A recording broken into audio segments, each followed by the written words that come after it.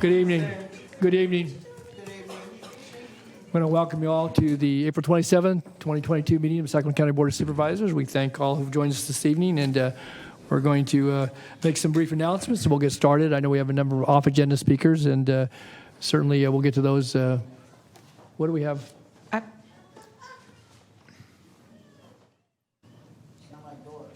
Okay, very good. Sound like dwarfs. Okay.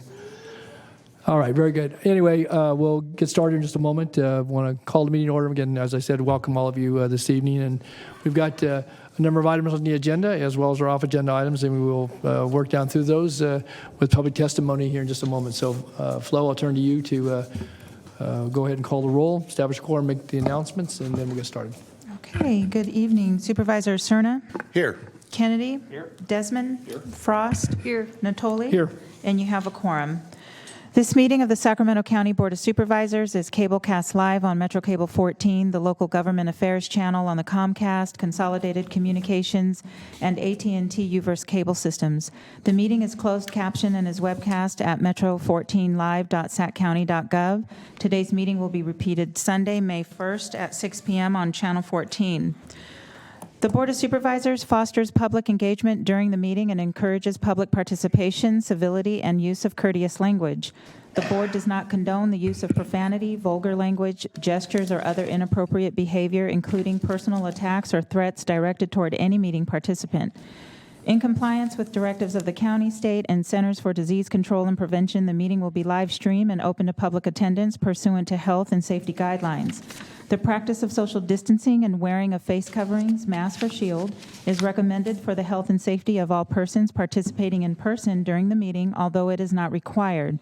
And seating is limited and available on a first-come, first-served basis. Members of the public will be given 3 minutes to make a public comment and are limited to making one comment per agenda item or off-agenda matter. Please be mindful of the public comment procedures to avoid being interrupted or disconnected while making your comment. To make a comment in person, please fill out a speaker request form and hand it to clerk staff. The chairperson will open public comments for each agenda item or call for off-agenda matters, and when the chairperson calls your name, please come to the podium to make your comment. To make a comment by phone, dial 916-875-2500 and follow the prompts to be placed in queue for a specific agenda item or off-agenda matter. Please refer to the agenda or watch the meeting to follow along to determine when is the best time to call to be placed in queue to make your public comments. Clerk staff will transfer calls into the meeting accordingly. Each agenda item queue will remain open until the public comment period is closed for that specific item, and you may be on hold for up to an extended period of time, and your patience is appreciated. You may also send written comments by email to boardclerk@saccounty.gov.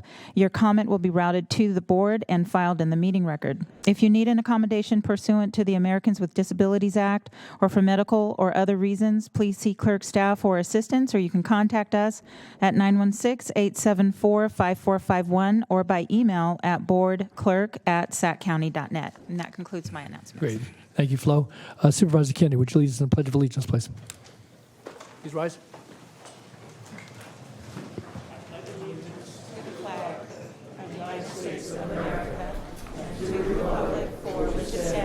One nation, under God, indivisible, with liberty and justice for all.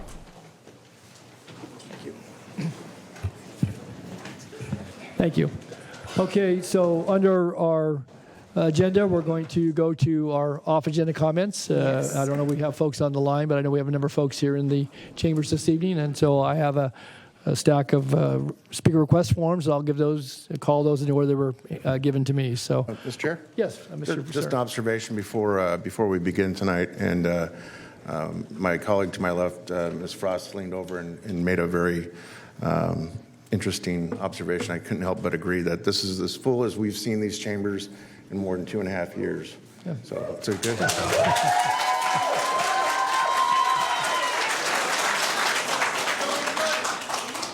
No mask. Well, some mask. Okay. Thanks, Ted.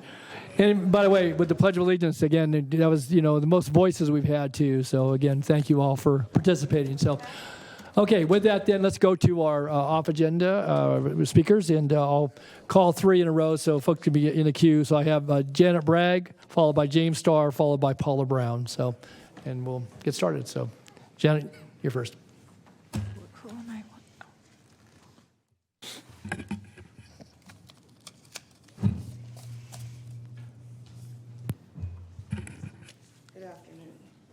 Good afternoon. Good evening, I think, but Okay. we'll take afternoon.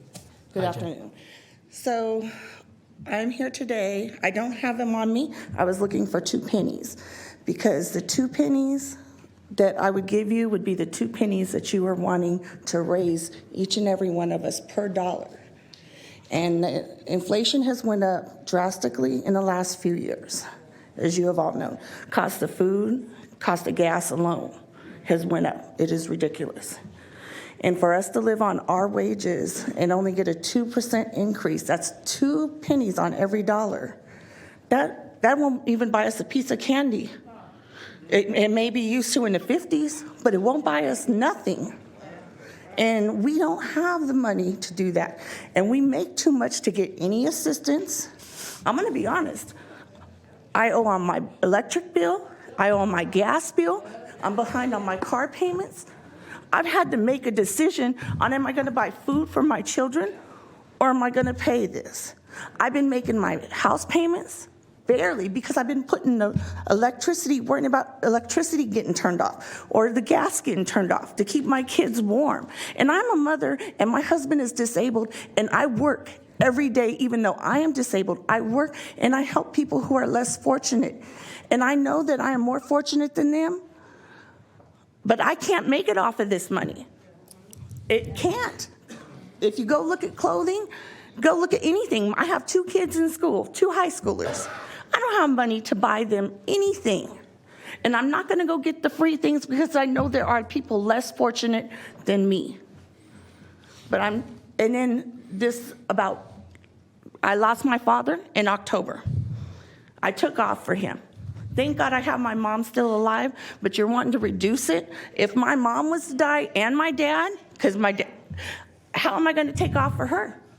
If you're not gonna let us take off or give us paid time off for both parents or say a brother or a sister, we're losing people by the dozens from this COVID.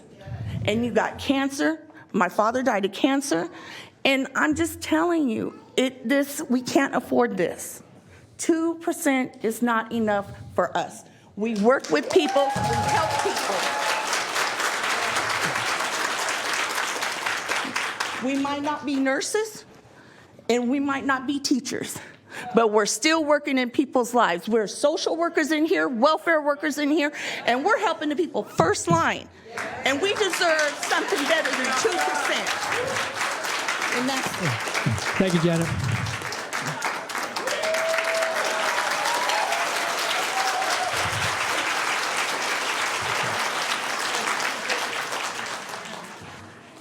Good evening, James. Hi, Don.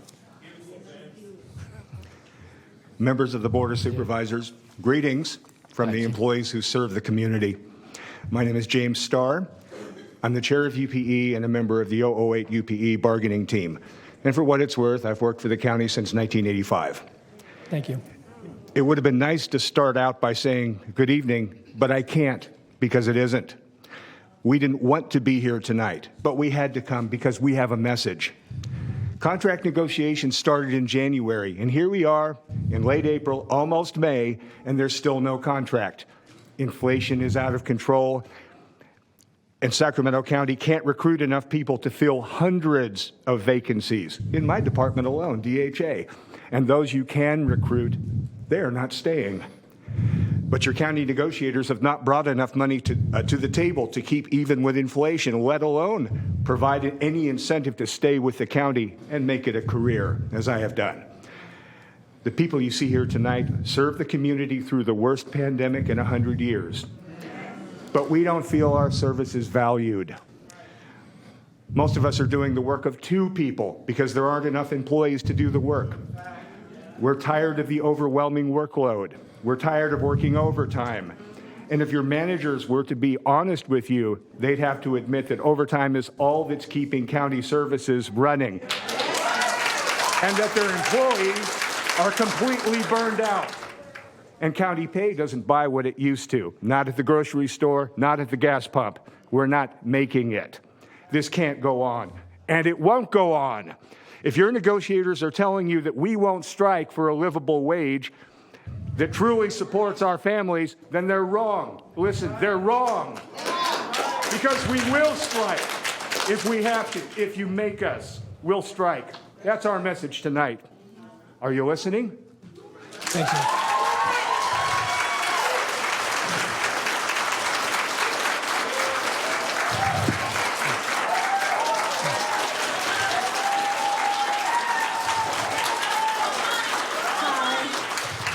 My name is Paula. Hi, Paul. I'm with the county for 22 years.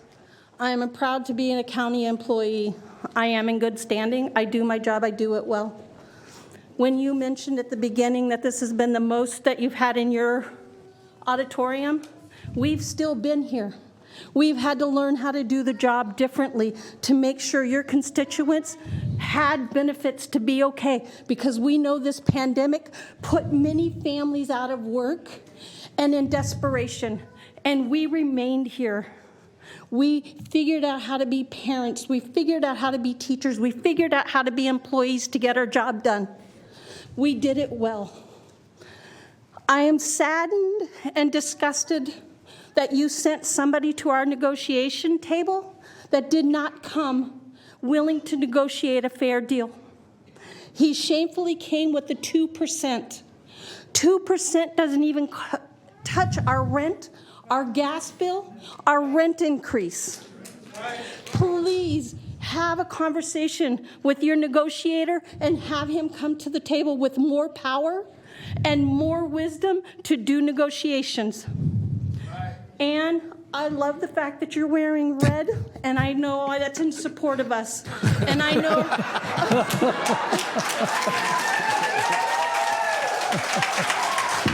You'll talk with the negotiator to come to the table and do a fair contract.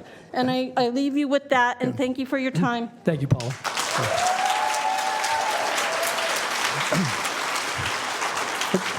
Okay, and next we have Sarah Singleton. Sarah's followed by Janine Lopez, followed by Beverly Kearney. I wish I had the wardrobe memo, you know? A little range down. 2XL. Hello, Sarah. Hi.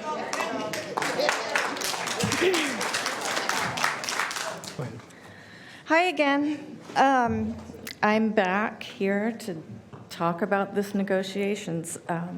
It hasn't gotten better, obviously. I asked you guys last time to really think about what's happening and talk to your negotiator about making a fair deal with us. Obviously, that didn't happen. I think you're going to have a lot of people talking to you about the inadequate cost of living increase proposals, so I will move on to something else. Another proposal we received had to do with social worker pay. You guys know our staffing is very poor all over DCFAS. And what was proposed to us was that master's degree social workers would have a hold on their pay. They wouldn't get another raise until the other social worker classes, caught up to them. They weren't proposing any increases for human service social workers, and future master's degree social workers would make approximately $4 an hour less than the current social workers. So somebody in my age bracket will never have another raise, never. That's what they're proposing. You have retention issues. They flatly refuse to consider another retention incentive for us. We're drowning. We're drowning. So, talk to this guy, this Mr. Jarvis. I don't even know if you guys knew that proposal was out there. It's ridiculous. It really is. So, anyway, hope to not see you again here, but Okay. Thank I you, won't Sarah. hold my breath.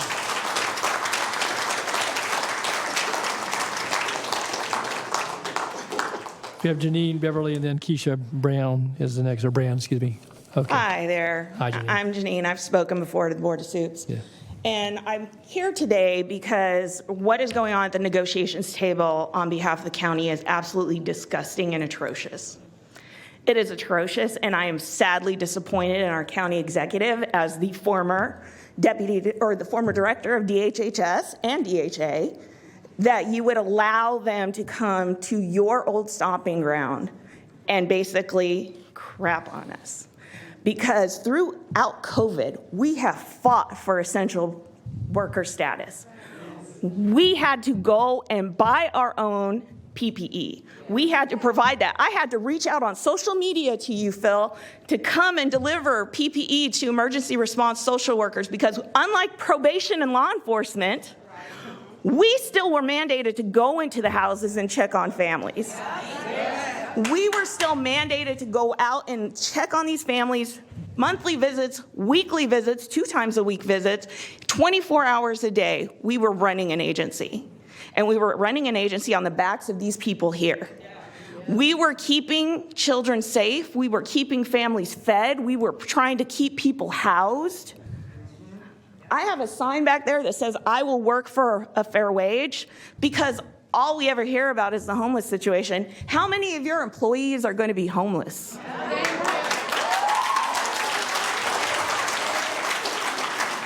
It is despicable and disgusting that the people that were servicing this county the most during COVID had to actually come and negotiate ARPA, that we had to get that because your former executive took all of the money for the CARES Act and gave it to other people who weren't even going into homes. And yet, what's even more despicable is the fact that the people that weren't even responding during COVID, like probation, got a 10% increase. Got a 10% raise. They got to monitor probationers from home. We were in homes, oftentimes with delayed response from law enforcement, conducting investigations for child support or checking on the welfare of the elderly, the disabled, your most vulnerable populations. I've worked for this county for 18 and a half years. I am in the master's program right now after 18 and a half years as a human services social worker in CPS, okay? I am not going to take a pay cut when I get my master's degree. As you should. Because what I'm going to do is, if that is the case, I won't even become a master's degree social worker in this county. I'll become a manager or a director, because that's the only way change is going to happen. When these people that are in the front line start to make changes, instead of people that have never been on the line.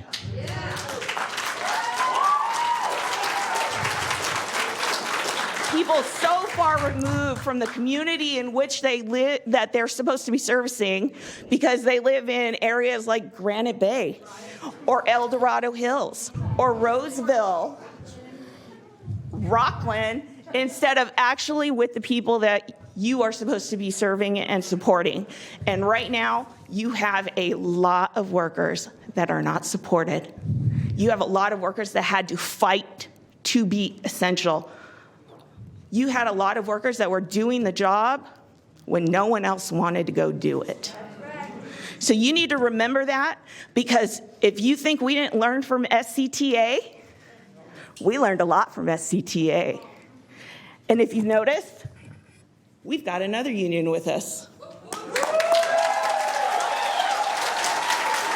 then, I beg the question, who's going to do all your social work duties when we are not there and they are not there? Is it going to be them? Okay, thanks, Janine.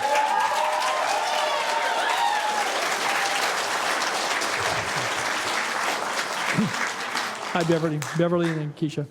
Hi, Beverly. Hi, I'm Beverly Kearney. We got the OG lineup right here happening. So I have been a master's level social worker with Sacramento County CPS for 22 years. In that time, I was on the board for a majority of those years. So I've been through numerous negotiation cycles. And this weird thing happens every time we negotiate where there's just no money. anywhere in the county. There was no money in 2006. There was no money in 2010. I haven't had a raise since 2012, except for a COLA. I am one of those master's degree level social workers that now you want to try to phase out. So who's going to come in and bring that knowledge? Who's going to meet those federal guidelines that you have to maintain a certain percentage of master's degree level social workers in any child protection agency? So let's talk about the last 2 years, which is nothing like any of us have ever seen. And while I am beyond grateful for the 2 bottles of hand sanitizer that I received in 2.5 years, that smelled terrible, by the way, and the 5 N95 masks that we just got in February, I want to say. For months, I am a very high-risk individual for COVID. My doctor told me I probably would not survive. And when I was talking with management and HR about how to stay safe and going back into the field and made a joke about just trying not to die, I was told I was being dramatic. So maybe it's a little dramatic, but death is not something I'm excited about. I rotated 3 N95 masks for months, because we had nothing other than driving into our offices every day to pick up 1 paper mask to see multiple families in a day. So not only are we spreading germs, we're not protecting ourselves. We got nothing. Oh, I'm sorry. I also got 2 face shields from the county. I don't want to forget that. We went out there every single day in homes, in hospitals. We go out, and while I respect and admire our law enforcement partners, they go out on a DV, they arrest the perpetrator. We're out there 24 hours later. There's no protection for us. I have an iPhone 10, a pen, and a clipboard. Nobody is coming to save me. At least they get protection. We have nothing.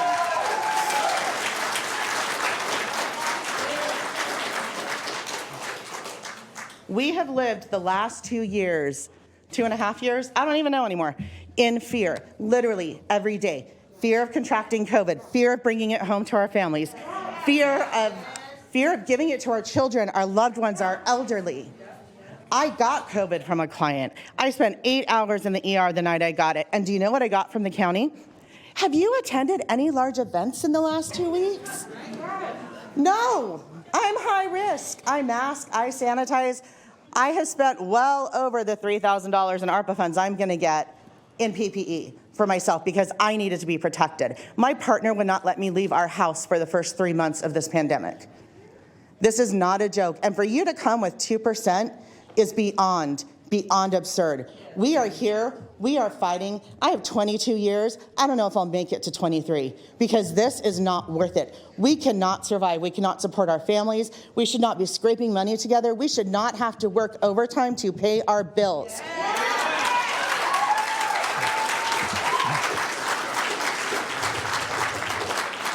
I know I'm over time, but bear with me. Sure. There's literally no way. I can't even get paid my mileage for 3 months. It cost me $120 to fill up my car, and I can't take a county car because there's not enough of those. Nobody cares about social workers, family service workers. Our clerical staff is in the office every day. In the month that the county made us go back to the office in July, I think it was July, we had 25 or 30 positive cases throughout all of our buildings. The months before, we'd had 5. There is no way. It is about time. I am tired of year after year after year, this county not respecting or valuing its workers that are out there. We are essential workers. The Department of Sanitation down the street from my office has a sign that says heroes work here. You know what we have? Nothing. Not a thing. Nobody says anything. Nobody talks about us. Nobody's advocating for us with the state legislature except for us, except for our union, except for what we're doing ourselves. This is not okay. We don't get recognized. I don't need a 15-minute video from managers on Social Worker Appreciation Month. I need less cases. I need more time to do the work I have. I need you to hire people that you can't hire because we are underpaying. The workload... Yeah, but I need to The workload in Sacramento County is 3 to 4 times that of every other county doing our jobs. And we say that consistently year after year after year. It's time for a change. We need money in our pockets. We need better working conditions. And we need the people around this county who are making the rules and decisions to actually give a damn.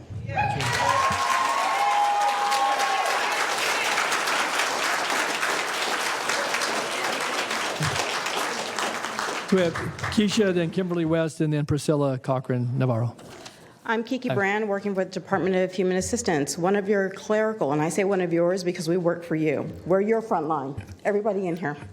Your front line who have kept your district, yours, yours, and yours, and yours, and you, such a disappointment, because all of your districts have been safe because of us. Carried all of them, took care of their families. You say compassion, where's ours? Integrity, where's yours? You want us to trust you. We can't at all. Be innovative how you tell us. Come with more than that 2 and 3%, because it's not going to help us. It's a slap in our face. It's a spit in our face, because essential workers, hazardous workers, is what you called us in many emails, and I will show you. Many. You were very, very condescending in emails. Go home, take care of your families, as you tell us now. 2 and 3% will not do that at all. You over here telling us now, one person could die in your family for 5 days. I just lost my dad, and because he had the title of stepdad, I could not grieve him. Okay? I have a husband, I have children, I have grandchildren. So you want me to choose? You're disrespectful. You don't care about us, but you want us to care about communities out here. You want us to care about the refugees that we have to take care of. Whether they come from anywhere else, we do not know where they come from, who they associated with, but you want us in these offices. You want us to take our lives and put at risk, my family's life and put at risk, but yet you don't want to pay me to do it. And that's you don't want to say anything when you know that we kept you looking in the good. Okay, 2.5 years, we kept you looking great. All of you. I want not just myself, but every family in here compensated for the jobs that they do.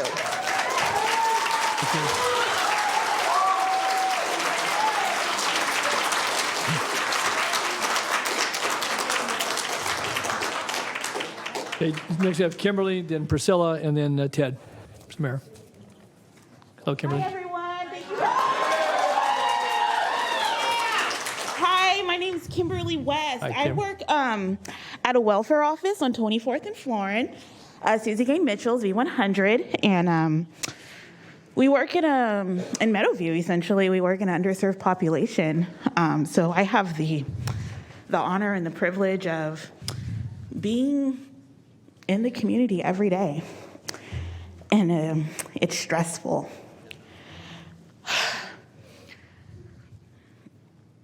So when the pandemic hit, I asked my program manager, I asked my executive director, like, what's going to happen? What are we going to do?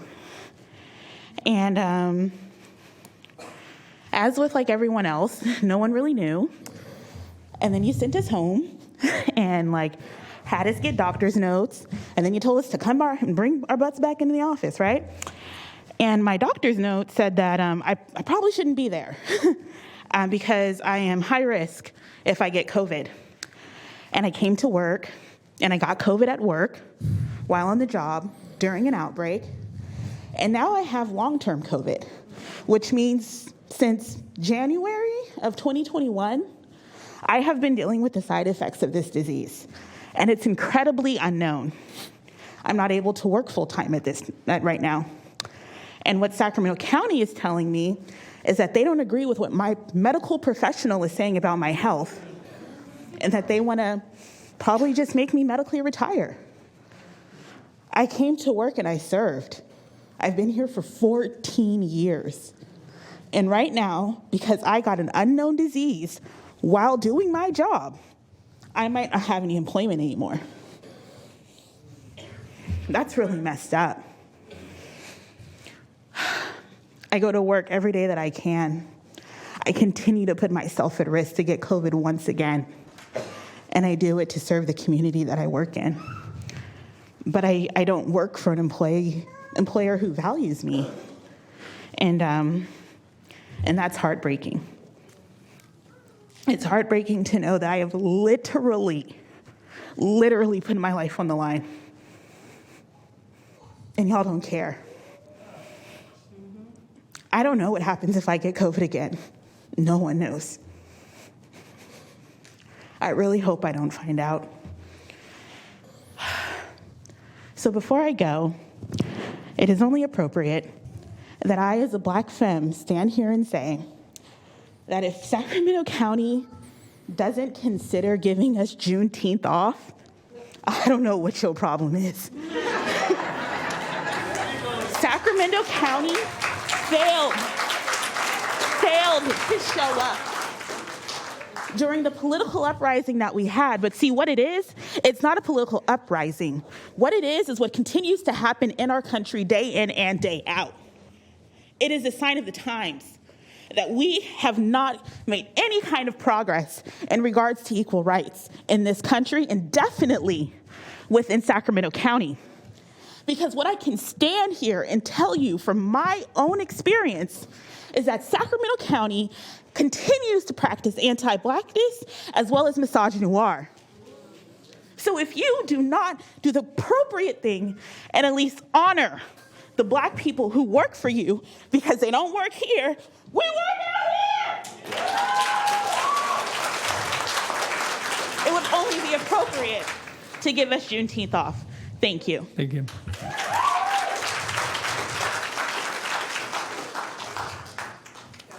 Priscilla, Ted, and then, Hi, everyone. yeah, let's hire.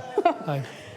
My name is Priscilla Cochran-Navarra, and I'm here today speaking on the behalf of the family service workers that serve DCFAS. I've been employed with Sac County for 12 years. I want to address the economic importance of why we are here demanding a fair, livable COLA increase that far exceeds the drastically insufficient 2% the county has suggested. In February of this year, the Wall Street Journal found that U.S. inflation is higher than it's been in 40 years. That's 4 decades. I want to break down some numbers so we can all better understand the information I will be sharing this evening.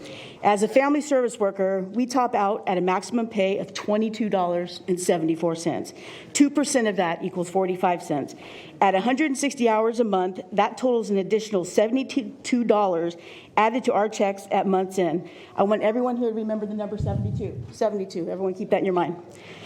Okay, in January of last year, employees of Sacramento County had their contributions toward Kaiser Permanente's HMO health benefits increased from $630 a month to $780.68 a month, which is a difference of $150. Okay, that's a 21% jump. Now let's go back to the number we talked about earlier, 72. 150 minus 72 equals $78, which means that the suggested COLA amount doesn't even cover the difference, leaving us in the red of $6. That's just benefits alone. The last 2 years have brought an unprecedented added life stressors, and none of us can afford to leave our current health providers and get potentially substandard care for our physical and mental health needs for ourselves and for our families. Lastly, by a show of hands, how many people drove here this evening? Everyone. Board, raise your hand if you drove here. None of you drove here. I find that hard to believe, but okay. Okay. AAA concluded that at the beginning of this year, the cost of regular unleaded gas was a staggering $5.67. At the same time last year, we were paying approximately $3.77 in the pumps here in Sacramento County. That's a 40% increase, 40%, okay? It's simple, you guys, numbers don't lie. And just to kind of bring it all back, the last 4 weeks, that's 2 paychecks, I've worked over 100 hours of overtime. 100 hours. I work day, I work night, I'm in the hospitals, I'm out with law enforcement, you name it, I'm there. We do go into homes, we do everything. And if I'm working over 102 hours of overtime, that's just overtime, and I'm barely making it. And I'm sure a lot of people here aren't workhorses like I am, but we are struggling. And if someone mentioned earlier about choosing to pay this or choosing to pay that, what we're doing, we are drowning. Our own families are drowning. His families, all of us, we're drowning with no lifeline to be seen. And that's what we need. We need something that's fair, and we need something that's livable. Thank you. Thanks, Priscilla.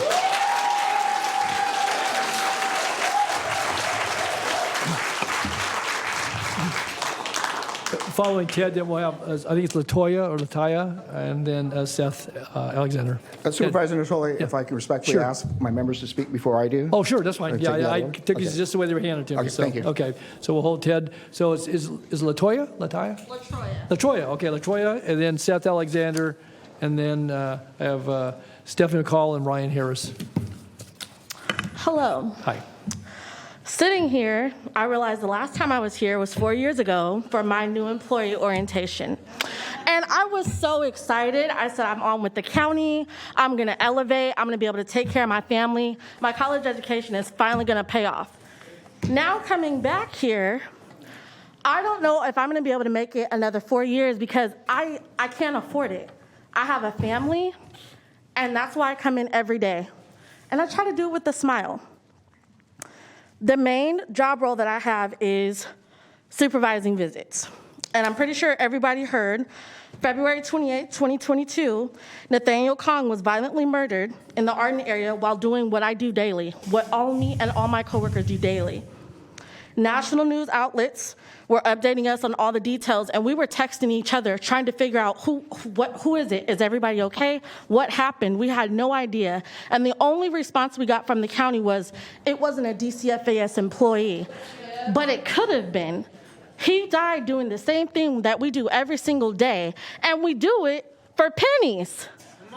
If you're gonna have me do a job that's so dangerous yet important, can you at least compensate me? Can you at least make sure that I can pay my rent, pay for my child's sports, make sure that he has updated clothing? Usually when a job is dangerous, you're paid a differential. We don't get offered that. We get a cap at $22.74, and there's no hope for anything else. We take threats from clients, from the public. We endure secondhand trauma. We go home to our own families and pray that we can keep ourselves together enough to keep that flowing in a positive manner. What you're giving us is insufficient, and it's sad. Today I looked up and saw that in February, you guys got your salaries increased to $123,000 a year. That's a third of what I get paid. And I'm not saying that you don't deserve it, but I am saying every day I come here, I do my best. I service these communities, we service these communities, and we deserve a change today. Thank you. Thanks, Attorney.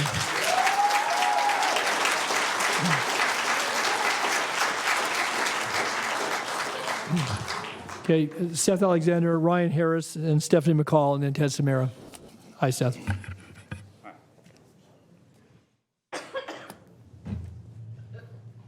I brought t-shirts for everybody. If you want to wear them like Phil, that's great. If you don't, I ask that you just keep it and remember what you heard here tonight. I can't add too much to what the workers have said. I'm not one of them. I just represent them. But I do want to add something that happened at the 008 table. We made a proposal asking for essential worker pay in a future pandemic, asking for a guarantee of personal protective equipment.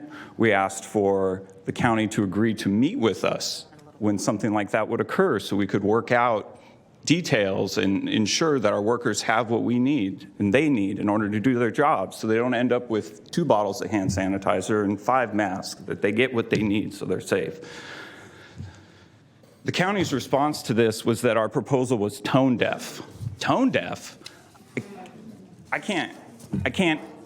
Tone deaf. Tone deaf is thinking that these workers don't deserve a fair and livable wage. Tone deaf is thinking that they've been safe during this pandemic. They haven't.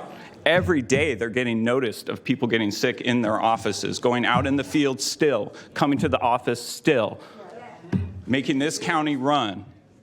And tone deaf, that's what the county said our proposal was. Because we're asking for our workers to get the pay that they deserve and the protections that I think all of us deserve. It's not right. The county needs to recognize what these workers do for them every single day. Every day they do it. They do it 7 days a week. They do it at night. They do it in the morning. Every goddamn day they're doing it to make you guys look good, and you're not respecting them. Your negotiators are certainly not respecting them, and they work for you. And they tell us at the table that that's all they can do because that's all you've given them. So here we are. I got your shirts. Okay, thanks, Seth.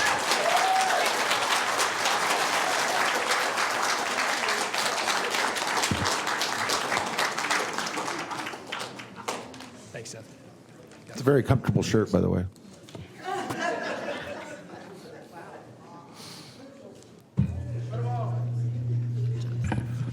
Okay. Good evening. Good evening. Hi, ladies and gentlemen. My name is Stephanie McCall.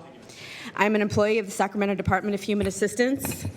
I am a human services specialist. I administer benefits for our most vulnerable community, CalFresh benefits, food stamps, Medi-Cal, all of the things that people need to survive.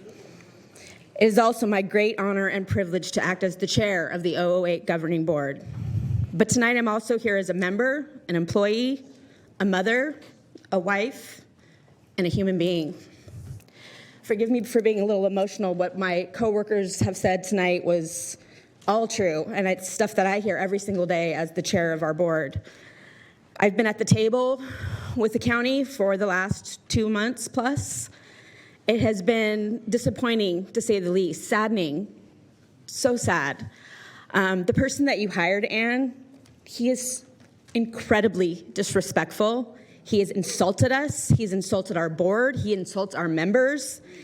He insults UPE directly with no shame, proudly stating that he represents this county for negotiations. He should be ashamed, but he isn't. The only thing that we can assume is that this is the way you feel about us, that this is the way you feel about these people who serve your communities hard, well. We have enviable customer service. And one of her most important priorities when she was our director was customer service, respect, doing the job when it's hard. We do the job, and it is hard. It's hard. It's very hard. But we do it with pride. We do it with dignity. We treat these people with the respect that they deserve. And we go home at night, and we struggle, and we worry, and we have anxiety. And we get up and we do it the next day. But all we really want is to feed our families, to have a better future for our kids than we may have had. I know for me personally, I want my children to flourish, to go to college, to be dreamers, to live the best life they can live, which I was not afforded as a child growing up. So here I am, working for you, doing the best that I can, trying to make ends meet, and trying to implore you to understand. I don't think I could have said any better than anybody said tonight. Honestly, I've been moved to tears several times tonight because these stories are so true. I can't emphasize that to you enough, that what you're hearing tonight is not rhetoric. Stephanie, could I just ask you a question? So could you give an example of how you were insulted at the table? just one. I don't need a bunch. Yeah. I can give you many examples. Just give me one example. One of the first day we negotiated with Mr. Jarvis, we asked for clarification on a proposal that the county was making as to how they would like to treat people, transfer people at their will, wherever they wanted to, if they had been counseled. We wanted a clear definition of what counsel meant to Mr. Jarvis. So we asked, what do you mean by, can you clarify, what do you mean by counsel? His response was, is counsel a new word to you? Do you not know the definition of counsel? Because that's a pretty common word that most people understand. That was his response. And that has continued to be his jabs and responses throughout the entire negotiation. They've gotten worse, as a matter of fact. Okay, I appreciate the example. Yeah, Thanks. it's horrible. And we have maintained professionalism to the best that we were able. I will admit I've lost it a couple times with him. Okay, I have. okay. I can only take so much. Okay, go ahead. Because these are the folks that I'm up there representing, and they don't deserve that. They do not deserve that. I'm going to close with a saying from a very great man, Mr. Cesar Chavez. Being of service is not enough. You must become a servant of the people. When you do, you can demand their commitment in return. I'm asking for your commitment, for all of your commitment. We are public servants. It's what we do. We do it with pride. We love our jobs. We don't love our employer.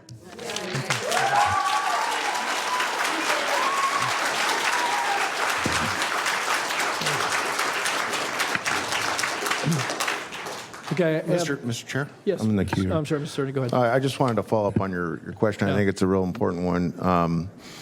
So much so that I don't think we should just take what we heard tonight I think I'd like to know a lot more about the history of purported insults and condescension at the bargaining table. So regardless of the context of why everyone's here tonight, for the long term, I think it would benefit this board, benefit the CEO's office, if we had some follow-up correspondence from UP's leadership that tells us even more stories and examples of the disrespect and the insults that are being claimed, because that's a systemic problem that we need to address. Okay.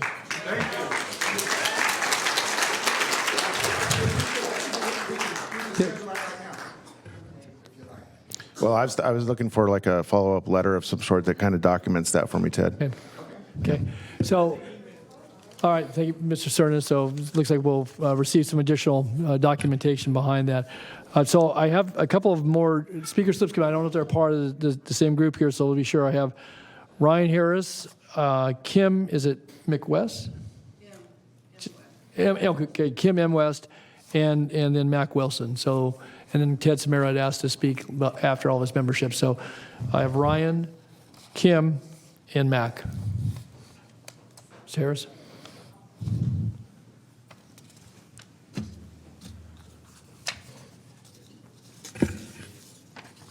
Good evening, Ryan. Good evening.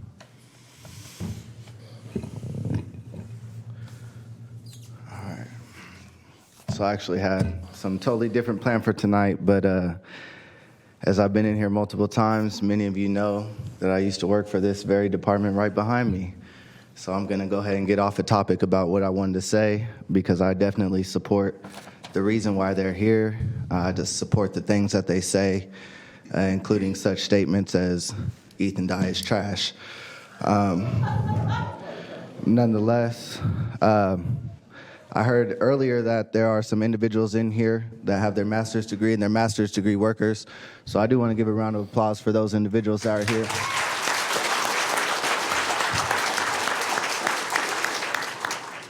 You know, maybe understanding their frustrations is a little bit harder to see, given the director of their department, Ethan Dye, does not even have a master's degree. Nonetheless, while I was working for this department, I do want to say while I was working there during the COVID time, it did hurt to see that we weren't supplied accurately. We didn't have gloves, we didn't have masks, we didn't have hand sanitizers, but we were considered essential workers, and you guys still wanted us there every day. With that said, when I brought this up to my department, I was kind of ostracized by the program manager as well as the director and many of others. The good news about that is that my specific bureau did receive a deep cleaning, and I'm very grateful for that. Nonetheless, I'm not sure if that deep cleaning applied to all the departments, which it very well should, because they're all deserving of that type of treatment, if not more so deserving. I'm not sure how many times you guys have had this room cleaned, but I guarantee it doesn't get used or it doesn't get as dirty as what they go through. With that said, you know, our city values was touched on. That is something that Ann here brought up. And within city values is integrity. That's one I'd really like you to stand strong on as you take that deep breath, Ann. Integrity is something that I continue to ask you guys to uphold. I know I try my best to uphold it on my end. I sleep lovely at night. That's why I'm here every Tuesday that you guys have your meetings. Kenny, Patrick, I'll be playing the video that you sent me through later on when you guys touch on number 1 in here. But maybe you don't sleep so well. That's why you missed that previous meeting. I'm not too sure. With that said, while I do have these individuals here behind me that I used to work with, I would like to clear the air. Ethan Dye sent out email and made statements saying that I want to kill individuals at work. That is a false statement. People at the police department are here. They came in that day. They put me in handcuffs, put me in the back of a cop car, put me in there for a few hours, then released me, said, "We're sorry, we made a mistake. He's safe, your building's safe." Continued to let me go back to work. DHA told me, "No, go home. What you did was more than enough. You went through a lot of trauma. Go ahead and go home." Then it was later said by Ethan Dye that I was trying to kill people at work, the same predecessor that Ann Edwards here chose to take her position. Again, maybe had he had that master's degree, he would know to keep his mouth closed. Okay. Anyway.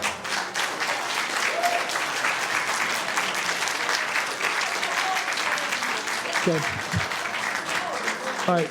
So next, Kim West, and then Mac Wilson, and then Ted Samara. Madam Clerk, do we have anybody on the phone on this item? We do not have any callers for off agenda. Okay, very good. You do for Thanks. others. Okay, very good.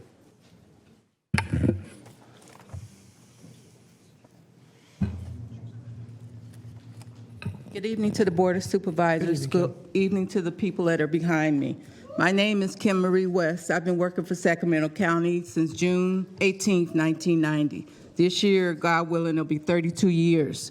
But I don't know if I can hold on another 32 seconds with the deplorable wages and the conditions that we work under. I'm a clerical staff. We have to go in sometimes when we don't feel up to it, and we get abused on a daily basis. I challenge any of you to come and sit and shadow and do the jobs that we do day after day after day. We risk our lives, we risk our health, we risk our peace of mind to do the job so that we can serve the communities where we work and live.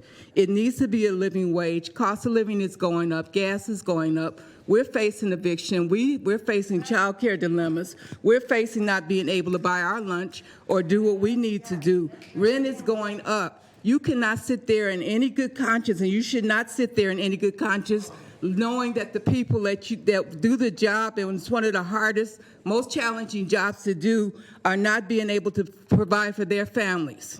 We don't. Some days we don't have enough masks. Some days we don't know.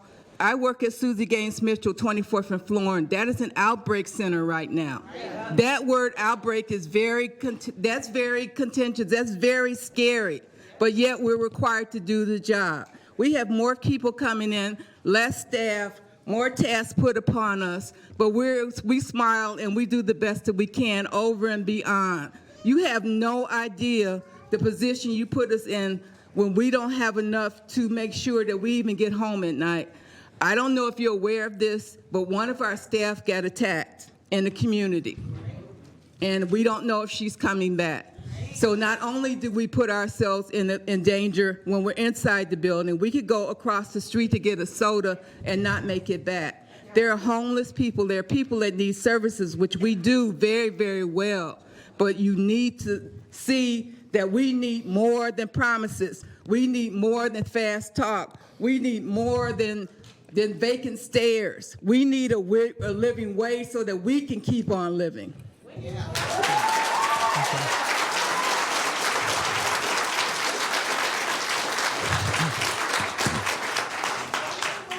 Mackenzie. Ooh. Good afternoon, board, and fire, y'all. My name is Mackenzie Wilson, and I am the community organizer for Decarcerate Sacramento. Tonight, I stand up here as a community member who could not just show up today for the CARES Act report, but listen to these powerful voices and not say something. So, wow, I want to appreciate how much fire entered this building today. The power that is reverberating through this county. A special kind of thing is happening that leaves me in awe, and I know my friends and so many people who are watching you all here today. I want to uplift that these demands of a living wage and a more vibrant and flourishing community. But a deep truth that you refuse to acknowledge keeps creeping up. The thing that connects all social health, mental health workers, teachers, doctors, county workers, it's all what connects us as a community. The thing that leaves us without resources, without good paying jobs, without schools or health care, food access, mental health, substance use services, and resources for family violence. In fact, it's the reason that we don't have prevention.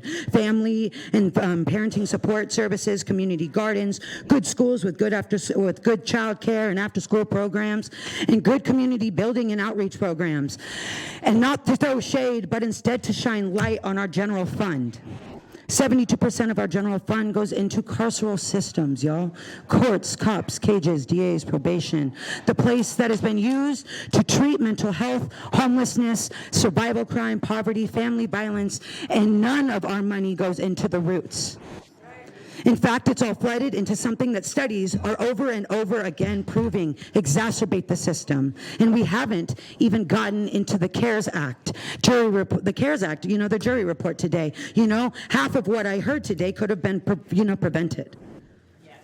I give thanks for this power that entered this room today and held a giant mirror up at you. And when people on and off your payroll can't eat, and then you criminalize survival crime, then that's a reflection of this county's priorities and values and intentions for its people.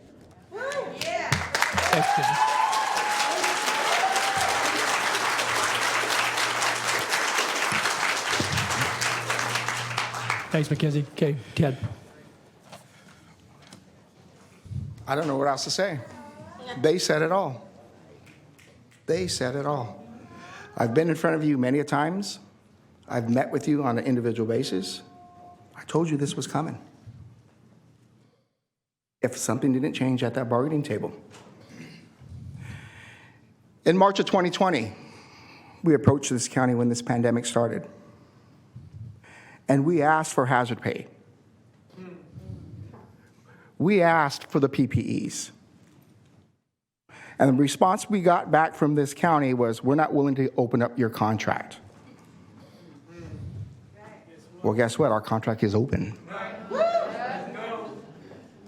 It is open. The then infamous Nav Gill went ahead and shifted $100-something million of CARES Act money over to the brothers and sisters in the Sheriff's Department to cover their raises. I'm not saying they weren't deserving of it, but what did they do for these folks in red?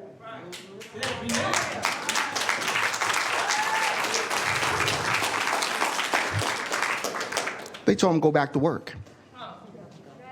When we begged and pleaded for them to telework, when you all were teleworking, they told them no, go back to work. We're asking you, go back to work. Work for these are your employees. You all 5 have the ability to tell the departments to dig deep. Dig deep in those pockets and value your employees. You can't retain them. And with the proposals on the table for human service social master degrees, you're not going to be able to recruit them. What they told you is real-time testimony. If you have a heart, like they have a heart, that would have put a tear in your eye. What the heck is going on here? I appreciate you, Supervisor Cerner, for wearing the red.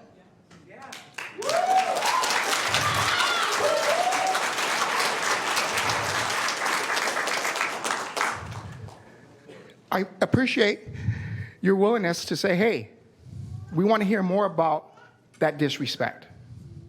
That's 1 of 5. The other 4 of you are quiet here. I asked the question, Ted. You did. Okay. Be fair. You asked the question, okay? But ask the question to your negotiators. Ask the question to your county exec. Why aren't they putting more money on the table? Why aren't they valuing those employees? Because the next time we're here, we're going to leave here so you can go on, do your CARES Act. You have the ability now with ARPA money to shift some to these people in red.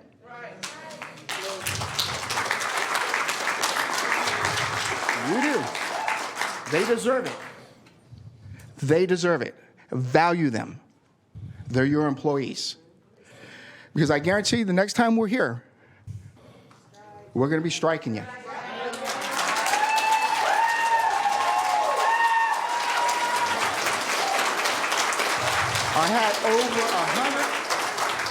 I had over 100 emails today from members saying, I'm not coming here, but when you strike, we will be there. We don't want to strike you. We don't.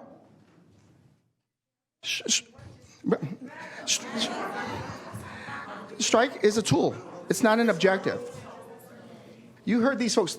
They come into work each and every day They decided to put gas in the car to serve your constituents versus putting food on the table.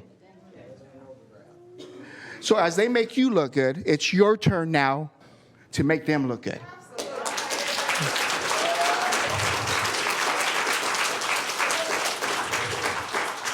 I want to finish by thanking those that made this happen tonight. It's been a long time since we've had a night meeting. It makes yourself more open to these folks so they don't have to take time off of work to come and address you. We hope to see more of that. Thank you and God bless. Thank you, Judge.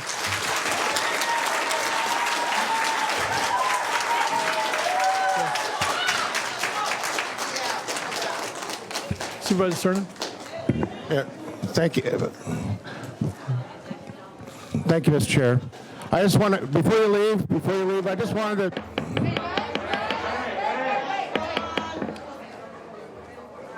Before you leave, I think everyone understands that when you speak off agenda, we really can't have a detailed conversation about the subject matter and certainly can't make any decisions. But I do want to thank everyone that spoke and everyone that took time to join us in chambers for holding us accountable tonight. Thank you. Yeah. Thank you.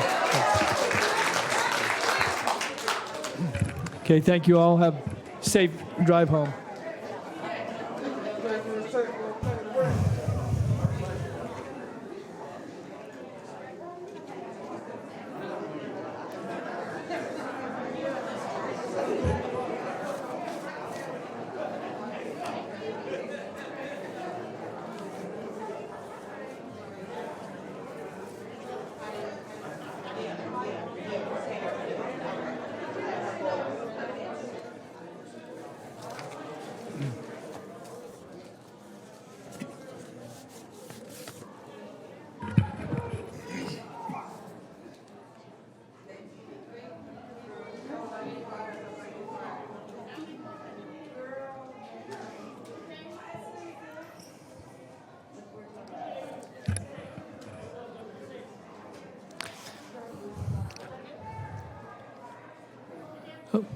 Okay, Madam Clerk, we've called the next item, please.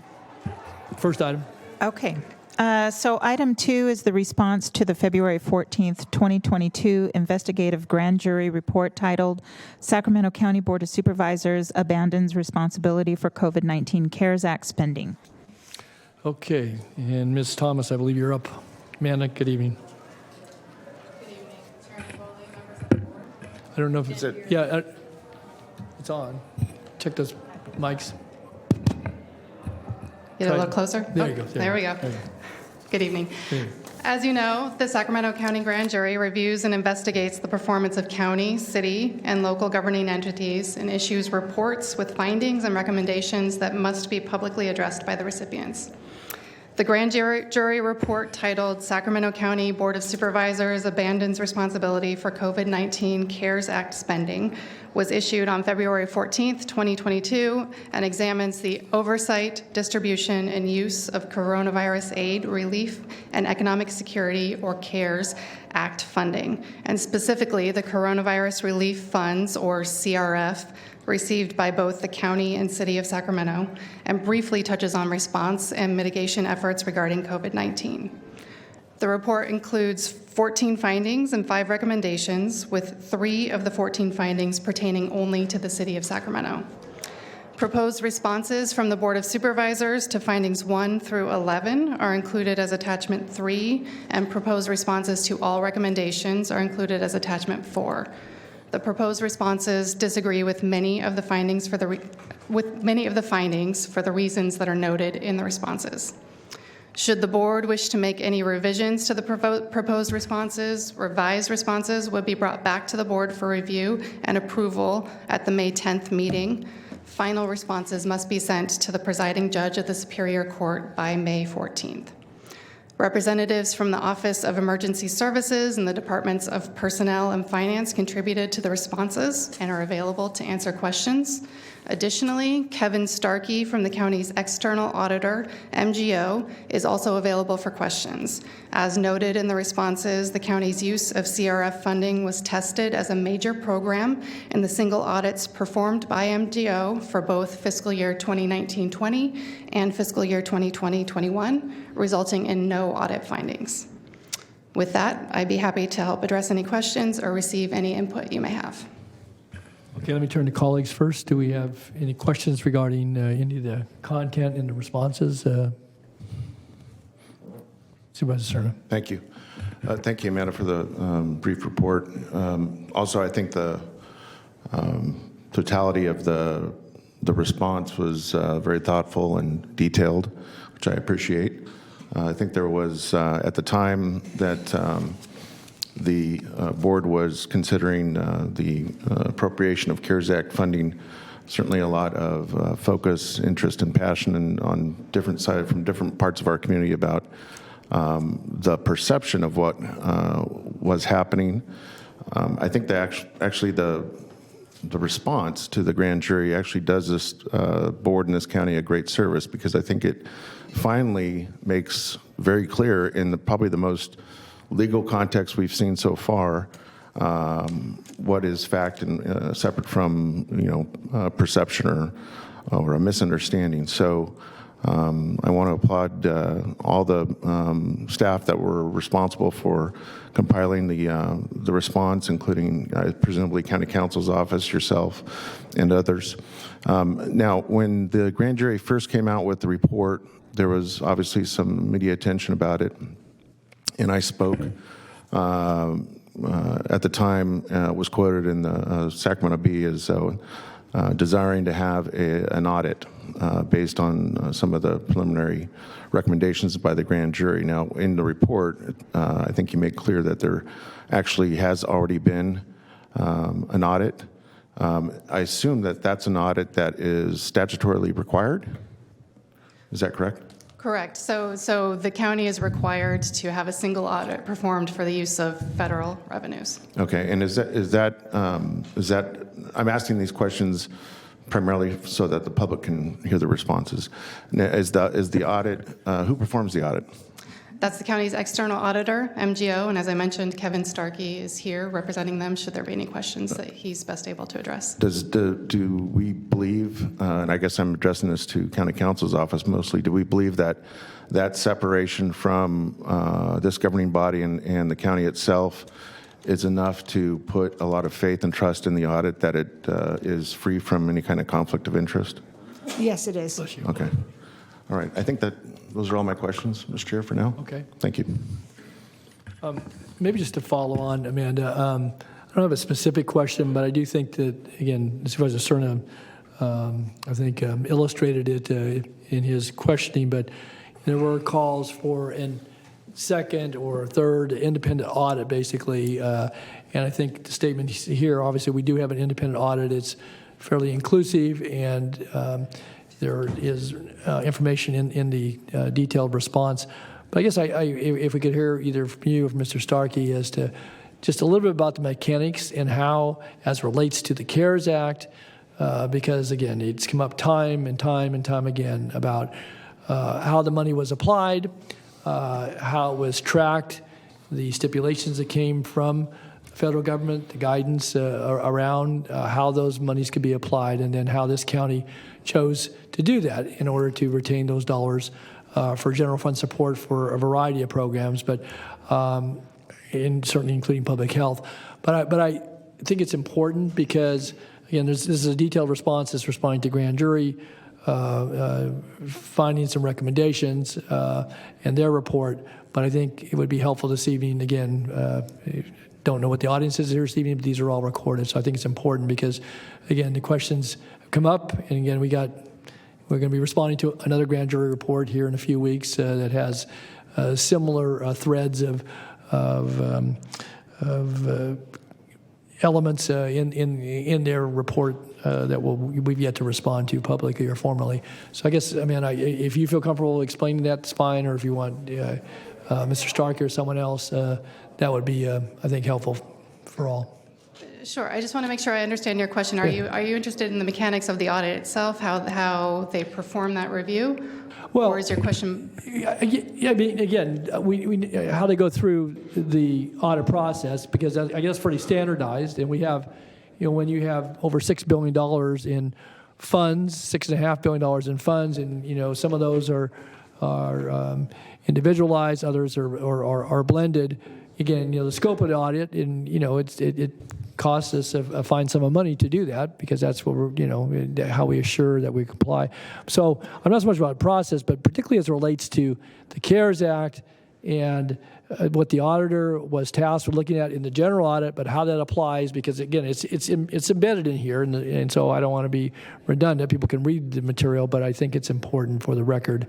So that answer your question. I'm looking more for to describe how the audit evaluated the use of the CARES Act funding. Yes, exactly. Correct. Okay. Yeah, I do believe that either Ben Lamera or Mr. Starkey would be best able to answer that question. So. Okay. Thanks, Amanda. Good evening. Good evening. Kevin Starkey with MGO. I'm a partner here at our Sacramento office. So without getting into too much of the weeds, so the single audit is something that has to be conducted on an annual basis. So for entities that receive federal awards, this compliance audit has to be done on an annual basis. So specific to the CARES Act dollars and CRF specifically, because of the newness of that program to this county and really nationwide, it was I would say a higher risk program right off the bat, and it was designated as such by the federal agencies that are providing the funds. As part of that audit specific to that program, the awarding agency puts out specific guidance on the use of the funds, the administration of the program. There's a lot of FAQs, federal or frequently asked questions, that are then addressed by federal agencies as well, which cover things that they can't possibly know out in the realm of all possibilities of what's going to happen in the administration. So we look at not only the underlying guidance that the awarded agency puts out, the FAQs for clarification on that guidance, as well as following the uniform guidance and the general requirements that really are out there on an annual basis. And so given that framework, we subject that program to the compliance testing. And as a byproduct of that, we did not have any findings as far as the county's use of those funds, both for fiscal year 1920 and for 2021. And so with that, I'll leave it there, and if there's any further questions. So Kevin, if I could, again, maybe a little more in layperson's terms. So it was your findings or concurrence, however you structure that the funds as they were received by the county were appropriately applied, and that there were no exceptions to either guidance and or rules or FAQs from the agencies which dispense the funds, and obviously that would call into question any misalignment or misuse of those funds, or ask to have them, I guess, could ultimately ask to have them returned to them if they felt they weren't being applied appropriately. But so, again, clean audit, or however you state that, I guess, again, I'm not putting words in your mouth. So I would say from the testing that we did, the work that we did, again, an audit doesn't test 100% everything. Yeah, you got $184 million total. Right. So from the work that we did, we came to the conclusion that, and we did not have any findings as it relates to the expenditure of CRF funds. Now, could a federal agency come in and do their own testing and potentially have? They could. But your findings would be at least a reasonable defense or explanation, because we have gone through the single audit. We've had qualified firm. You've looked at it. You've looked at the regulations. You have understanding of how maybe used elsewhere where you do audits. But so again, that's part of the reason we do audits. So we have the ability to say to the public that if there are exceptions, obviously we didn't make corrections. But if we are no findings against it, that we're doing business appropriately. And would offer that explanation, I guess. Certainly it's embedded in the report here this evening. I would say that's accurate, yes. Okay, thanks. All right. Anything else? Any questions? Thank you, Kevin. All right. Amanda?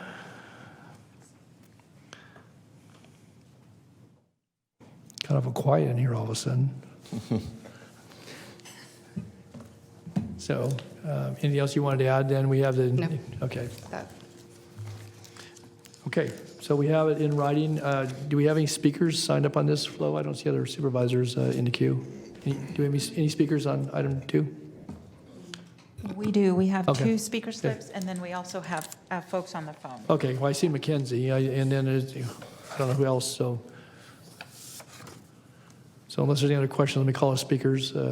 Mackenzie, I'll just assume you were first in line here, so as you raised your hand. I know. I didn't know I was that there against. No, you weren't. Mr. Harris, so Mr. Ryan Harris wins the draw. So Ryan, come on down. And then Mackenzie.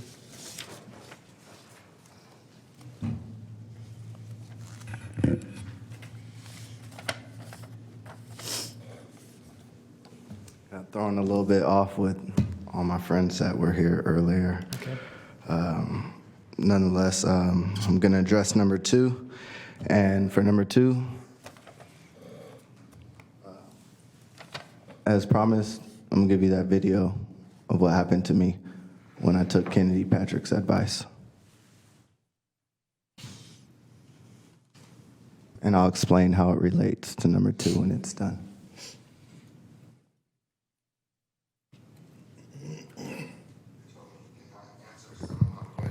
Because it's HR, and HR has to have an answer. Let them know I've been trying to get these answers for a while. Now I'm at HR. Hello.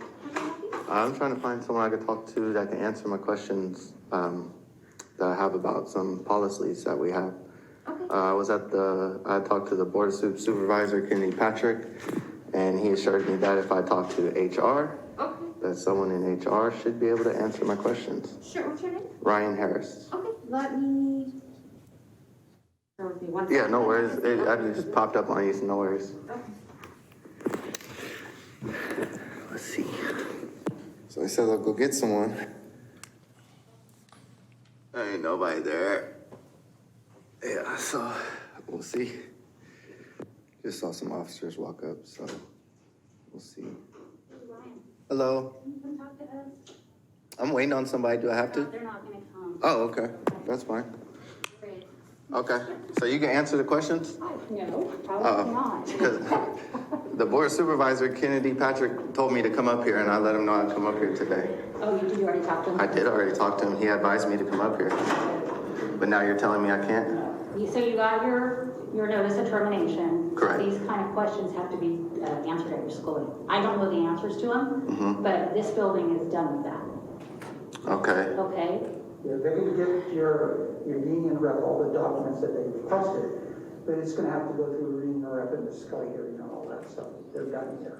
Okay. So do you know why he advised me to come over here? Because I let him know I'm coming up He here doesn't today. know. Why you advise me to come up here? Why you advise me to come up here? You know where I'm going to play this. Because that's how they do. They say, go over there, go over there. I don't know, but yeah, you need to go with your Scully.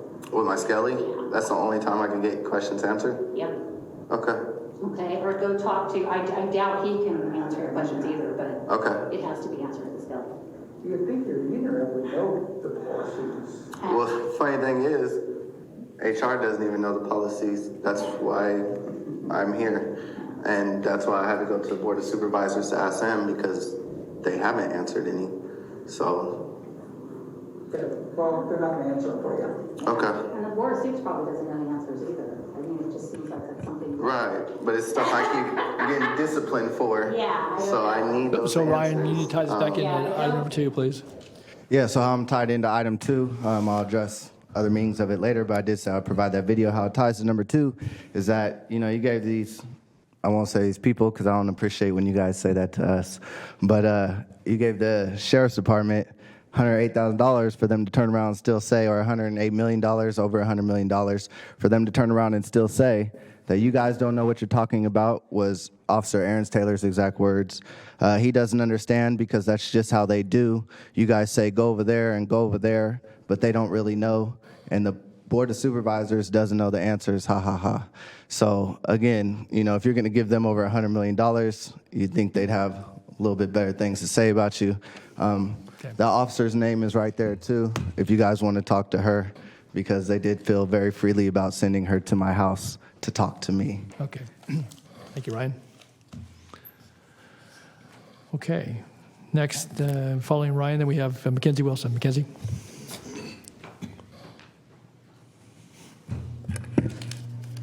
Good afternoon, board, or good evening. Good afternoon. Good afternoon. Good afternoon. Evening to you, Yeah, Mackenzie. yeah, it's a good day. I'm trying to be like, which one was which? Here it is. Okay. So I want to say that I think all the efforts to deflect responsibility is alarming.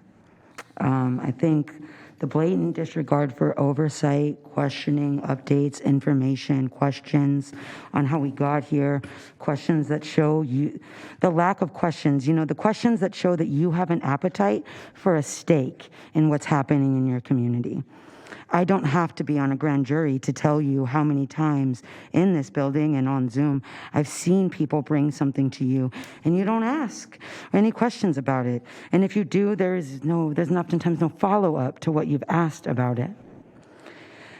How blindly I see these decisions get made in this space brought to you by staff. It's alarming that you make these decisions so quickly and oftentimes, like I said, blindly. And if I were you, that would bother me, considering that you were literally voted to represent our interests, my interests. How can you know if it's in my best interest or our best interest if you don't know what my interest is, let alone why it is or is not in my best interest? You haven't even asked me. You haven't asked more questions about it. Example, the funds. Just yesterday, 1896, money that could have gone into pockets of folks, that this racist system of policing has caused. Nobody brought that to you beforehand, no, you didn't ask no questions about like what this money could do, and there was nothing.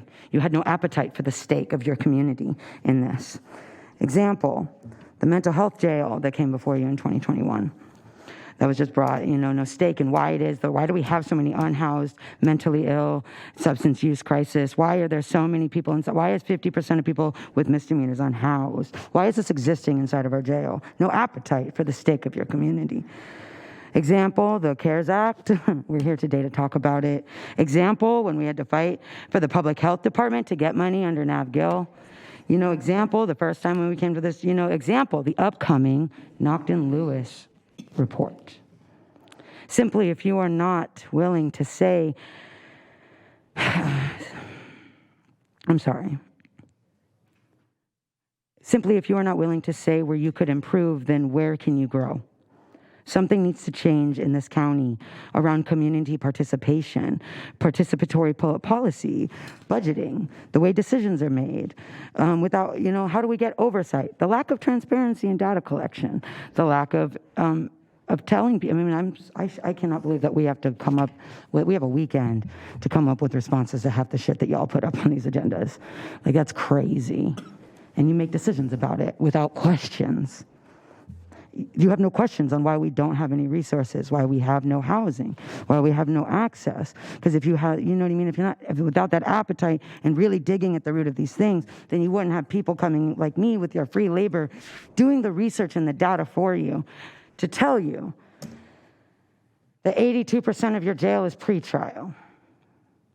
To tell you that 50% of your people inside booked on misdemeanors are unhoused. To tell you that 62% of that population is dealing with a mental health crisis. Tell you that 1/3 of that population is dealing with a severe mental health crisis. To tell you that 57% of that population cycles in and out of that building in less than 3 days, meaning they should have never been there in the first place. Could you imagine being snatched up from your life for 3 whole days? What if you had children or a job? It's simply, I'm going to go back to all of these things are because of your lack of participation in your decision making about our lives. Okay, Mackenzie, I need to wrap up. Have a great day. Yeah, good. Thank you for being here. Thanks for your comments. Okay, do we have anybody on the phone? For the callers? Yep. Yeah, okay. If you could transfer the first caller. I think you have about 3. Okay, very good.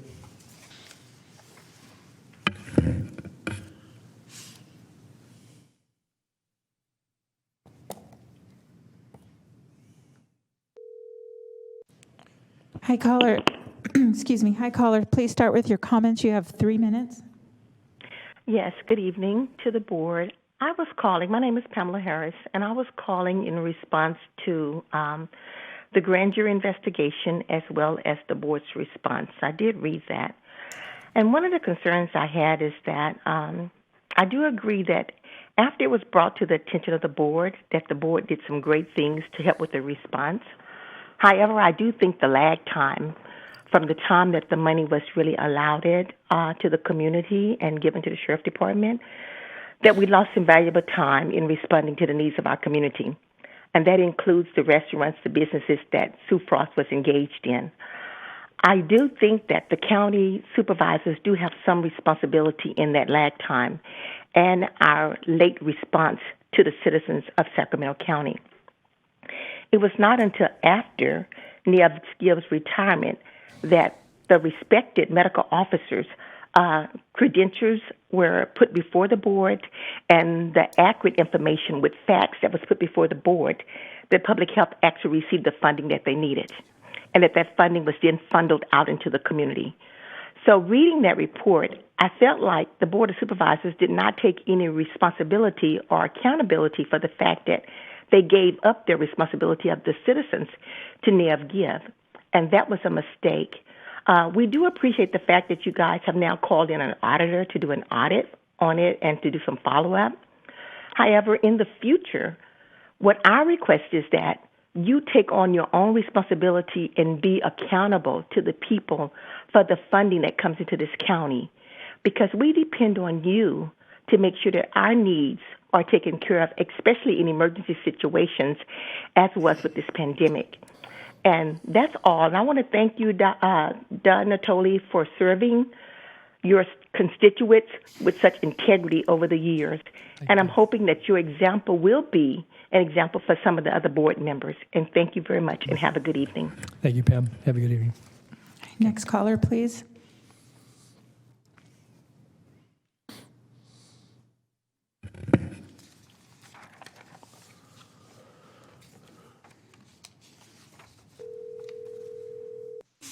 Hi, caller. Hi, caller. Please start with your comments. You have 3 minutes. Yes, hi. My name is Kula Koenig, and I'm a resident of District 4. And, there's one thing to, I do not congratulate yourself for adhering to the letter of the law.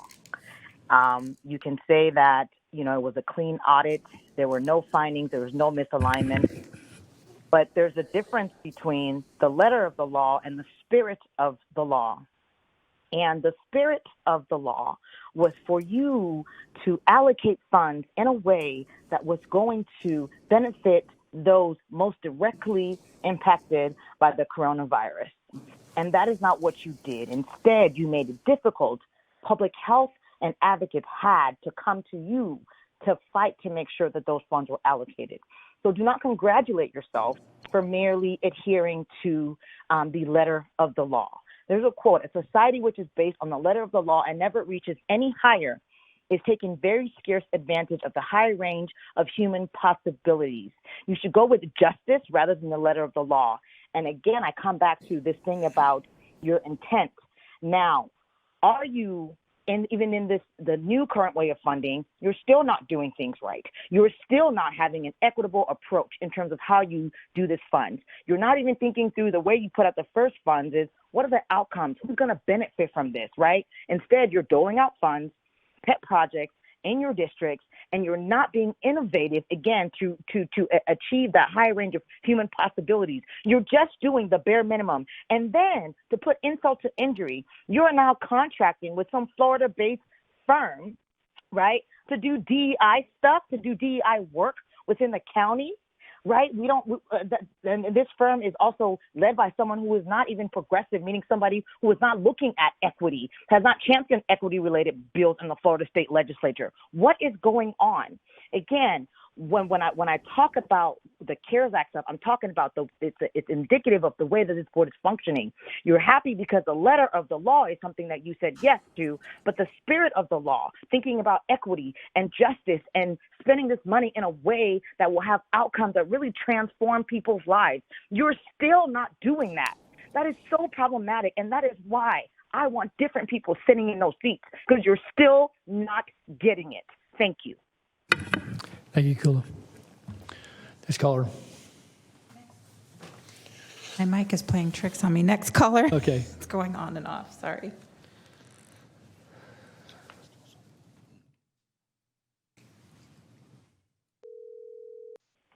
Hi, caller. Please start with your comments. You have 3 minutes. Yes. Hi, County Board of Supervisors. The grand jury report that you all are responding to today highlighted the lack of county infrastructure that created the conditions for the CRF debacle.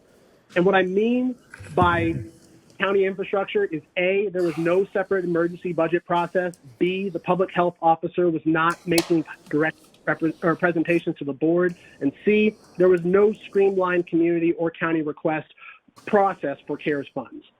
All items outlined in the grand jury report. All of these are examples of a complete lack of basic county infrastructure and process that we as a community have seen clearly and fully during the earliest days of the pandemic, but also outside of emergency circumstances. They say that nothing reveals character so much as a good crisis or emergency. Well, Board of Supervisors, the character of the county that was revealed is one of total chaos and utter lack of transparency. But I think one of the worst pieces of it is your response to these grand juries with findings. It's beyond just hugely disappointing. It's an insult to the thousands of public health employees and DHA employees, but most importantly, to more than 2,000 Sacramento families who lost loved ones during this pandemic. That you all take no responsibility for particularly for findings items 10 and 11 around governance, oversight, and transparency is mind-boggling to understand. You talk about conducting an independent audit as a required step in your process, but how many times have you used this same third-party vendor to conduct your audits? How is that independent if how independent is an audit by a company that has an invested interest in keeping good relations with a longtime client? Furthermore, just because your trusted auditor didn't find anything illegal under federal law in no way makes what you, the county sheriff, or the county executives did just, much less right. Your county executives created a CARES committee with no one from public health on it and refused to sit down with public health employees until we, the people, exposed your mismanagement. You waited over 140 days before anyone on this board and the county exec showed any level of transparency around around how the funds were dispersed. And that was only after it came up during public comments. Furthermore, we don't even know where all this money ended up going to. That's not included in this report. All it says is that we saw no violations of federal law. So while the board did provide funding authority to DHS and DHA on April 1st via staff testimony back in November of 2020, it was not until mid-August that any items from public health came to the board, and those being small ones at that. Community-based organizations during the same hearings recounted their inability to understand and access the CARES funds. And providing authority via a board item is not the same as providing public health the power and funds to actually do the work. And this then trickling down to communities in need. Via testimony from public health staff during board meetings back in November, they recounted the numerous barriers facing staff's ability to move any meaningful work forward. What do you have to say for that? It just didn't happen? If that's county council writing that for you, you need to fire them. Lisa needs to be fired for that shit. Yes. After public health staff and the community raised hell about these issues, Nav Gill was forced into retirement. And Dr. Casserier started regularly reporting to the board, and public health ended up getting increased funding. But this was months, almost a year into the pandemic. That alone requires you as a board to take some accountability for the lack of transparency and governance that happened at the onset of this pandemic and actually learn from it. Make meaningful, impactful changes and use it as an opportunity to build trust in the community. I remember that day. Some of you actually took responsibility, but more than enough of you were willing to throw your own public health officer under the bus before community actually stepped up to hold you accountable. Keon, I need to ask. I would ask that you all actually show some. I will wrap up here. Okay. I would ask you all to actually show a little backbone and much less some goddamn authenticity, and not let invested county staff who serve who are completely divorced from the public benefit and shared common interest that you are elected to represent speak for you. Thank you. Thank you, Keon. Okay. Next caller, please. Next caller, please.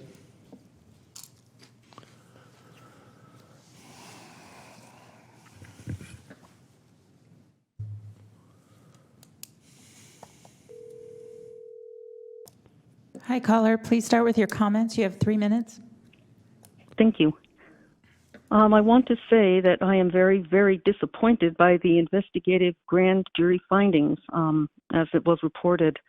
To me, they show a blatant disregard for the public trust by the Sacramento County Board of Supervisors and also, but slightly less so, by the Sheriff's Department.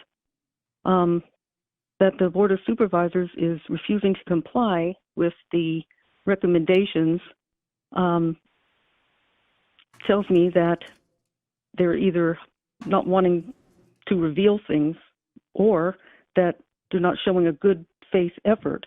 I think it could help earn back the public trust by following through on the recommendations. I think I'm also bothered more by this because there is enough trouble with the federal government misusing funds and the corruption there. And these are federal funds from the taxpayers that are not being used to the best purposes and the ones that they are intended for. So, I mean, it's disappointing that my local government is doing that. Thank you. That's all I had to say. Thank you, caller. Next caller. That was your last caller. Okay. And I will close the queue now. Okay. All right. Thanks to our callers and to our speakers here this evening. And unless there's any questions by board members, we do have a staff recommendation before us. I'll go ahead and move the staff recommendation, Mr. Chair. Okay. We have a motion. Do we have a second? Okay. We have a motion and a second then to approve the staff recommendation as outlined in the printed report. And if there's nothing further, then I would ask the board to please vote.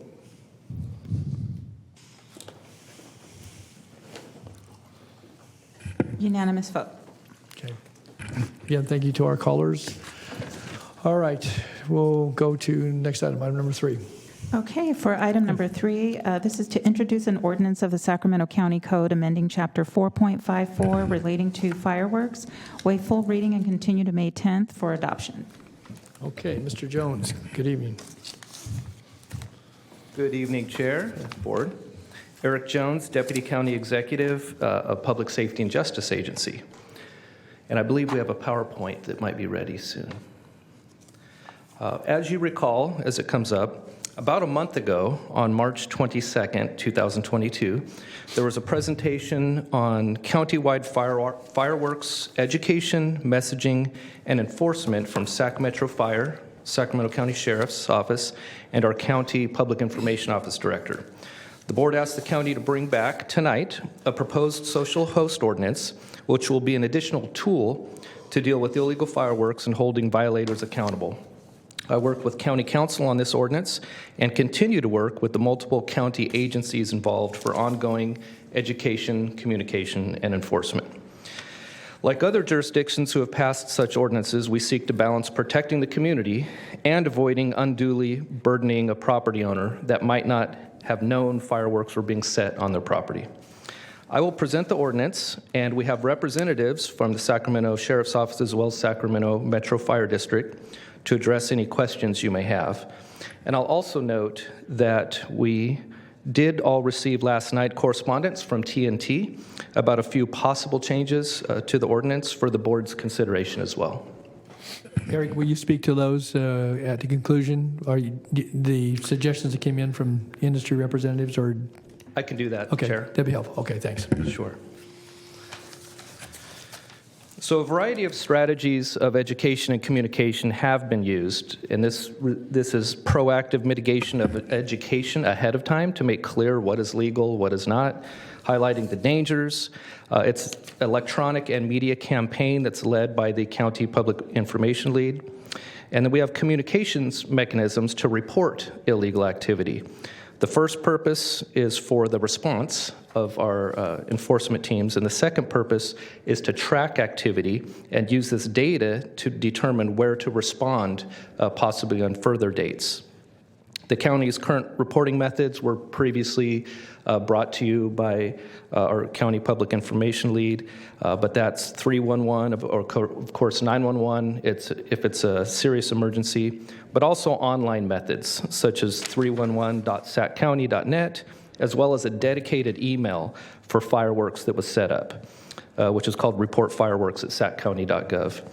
And the recipients of all of that correspondence, so we can track it, get it real time, but also data to track later, are the County PIO, Metro Fire, and Sac County Sheriff's Office.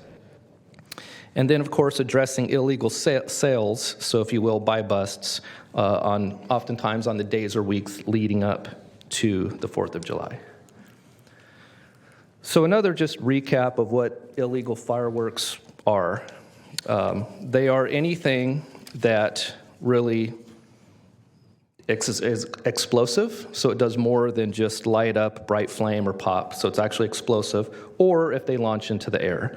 Those are really the primary things that make illegal fireworks. There are other fireworks violations noted already in county code, but this is an additional proposed tool to address this issue. It is called a host ordinance, and it's intended to hold property owners and operators accountable for engaging in or allowing illegal fireworks on their property.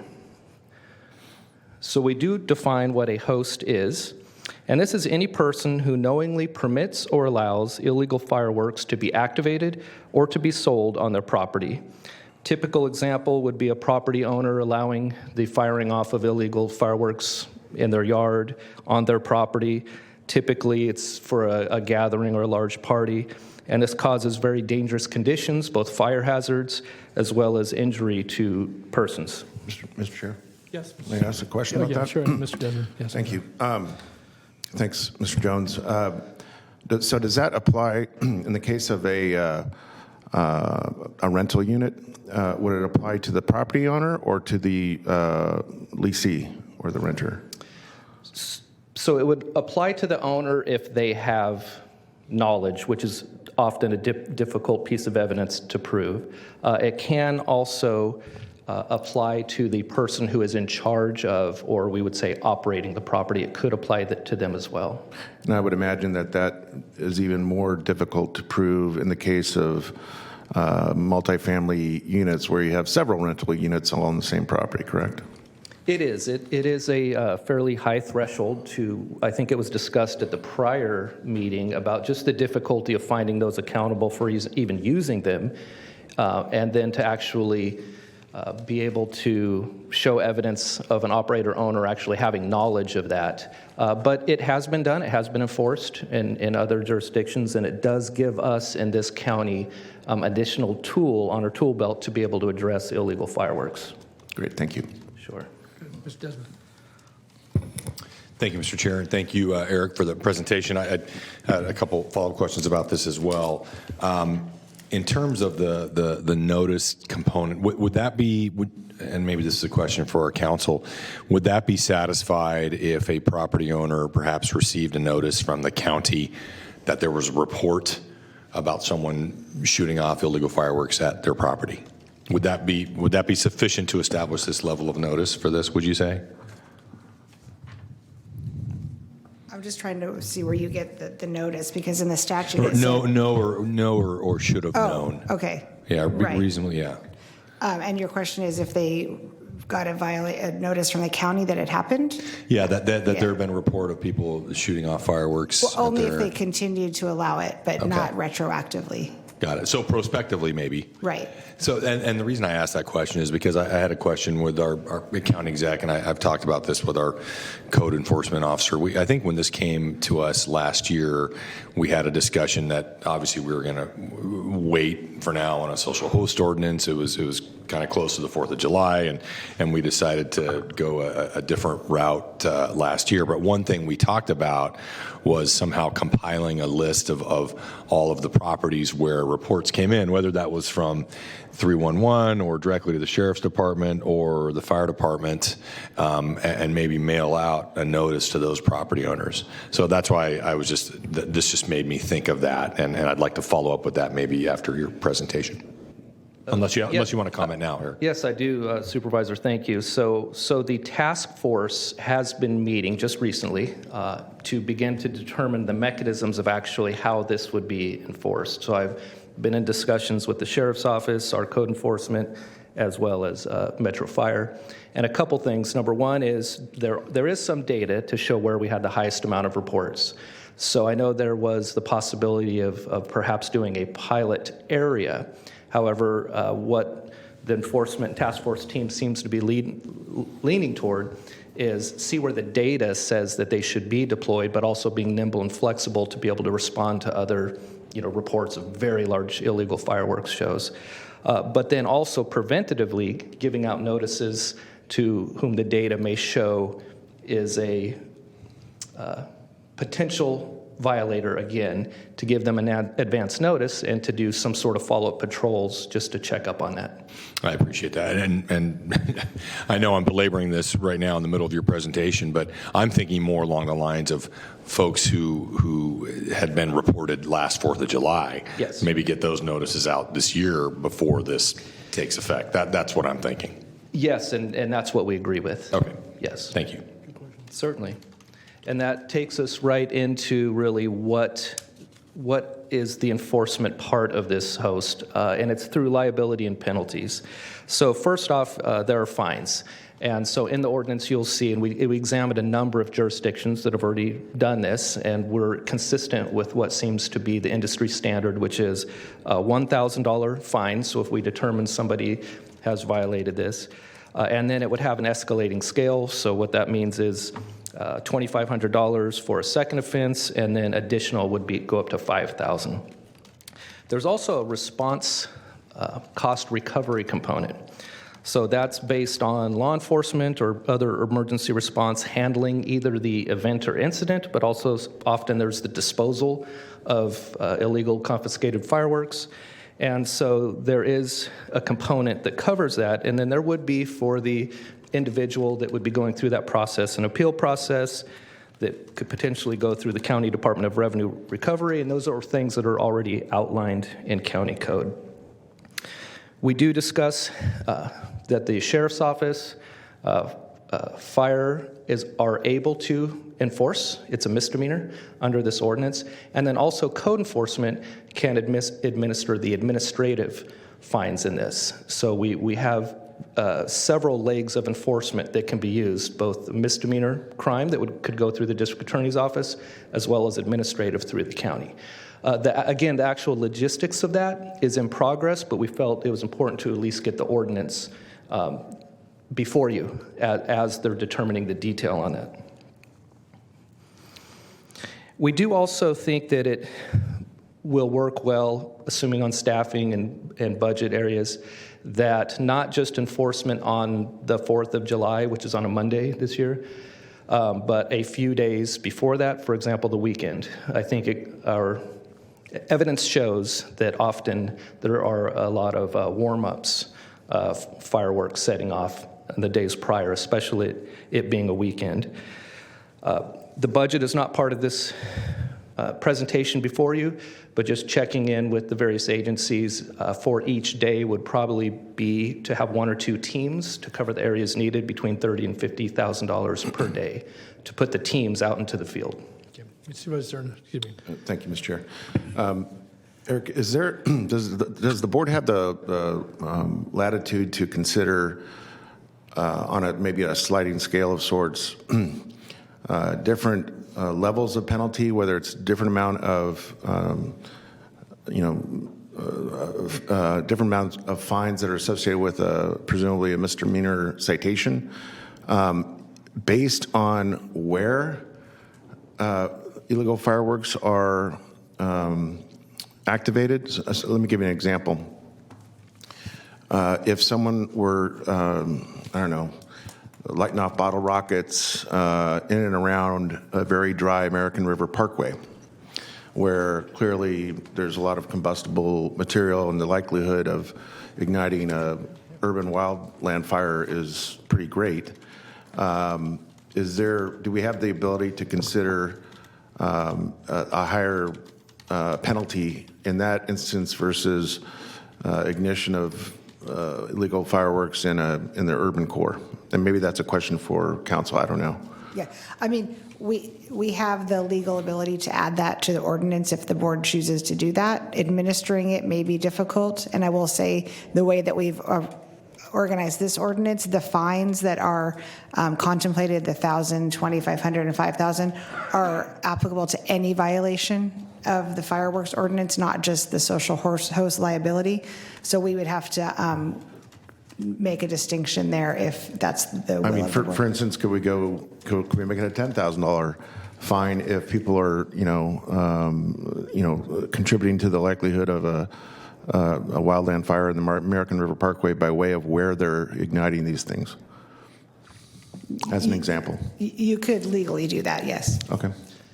And Supervisor Stern, I would add to that, it was a discussion I had with the undersheriff as well as the district attorney's office, that there also may be other charges levied depending upon the circumstance. And one example that the district attorney's office gave would be not just citing or enforcing the fireworks ordinance, but if there are young children around that were clearly endangered, there can be child endangerment charges, et cetera. So there are a lot of other aspects that can be added to the discretion of the responding officers. Got it. Thank you. You're welcome, sir.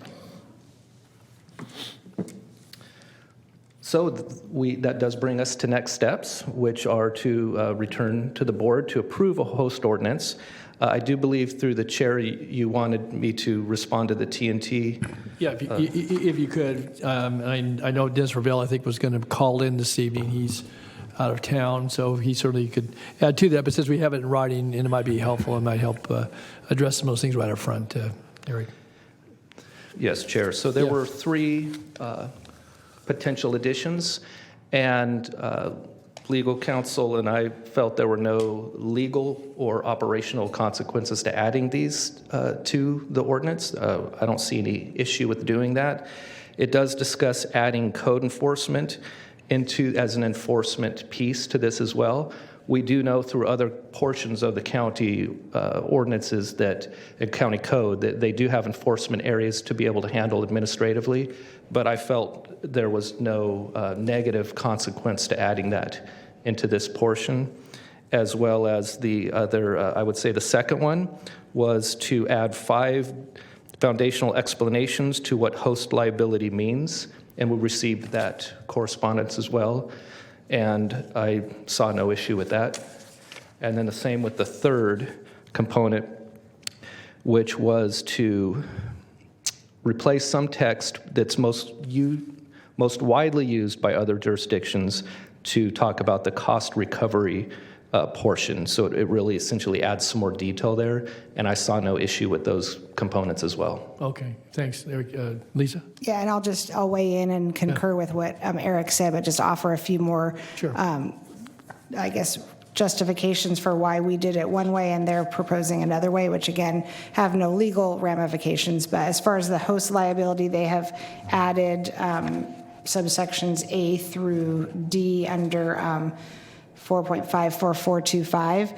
And whereas we just had one section, and the reason why we added just the one section is that we were mirroring it off the city of Sacramento, which is obviously the largest jurisdiction in municipal jurisdiction in the county, and we thought it would be easier to be consistent with them. That was the reason why we added it, but there's nothing legally concerning about the 5 subsections that TNT is requesting. As far as the response costs, I think, let me just double check. Yeah. The response cost, they've added just a different way of putting it, I guess. The reason why we added it the way we did it is that it mirrors other sections of the county code, the A, B, C, D sections that they've stricken mirror other sections of the county code. So obviously for consistency, it makes sense to do it that way, but it's not legally required to do it that way. So that is up to the board as to whether or not you would like to take Lisa, their just suggestions. on that point, so is that a clear reference, though? So you tie it back, but it requires additional research. It's not there front and center. So does it make sense in that section? Well, maybe it does. I'm trying to. What page are you on? Yeah, I'm talking about 4.54460. Okay.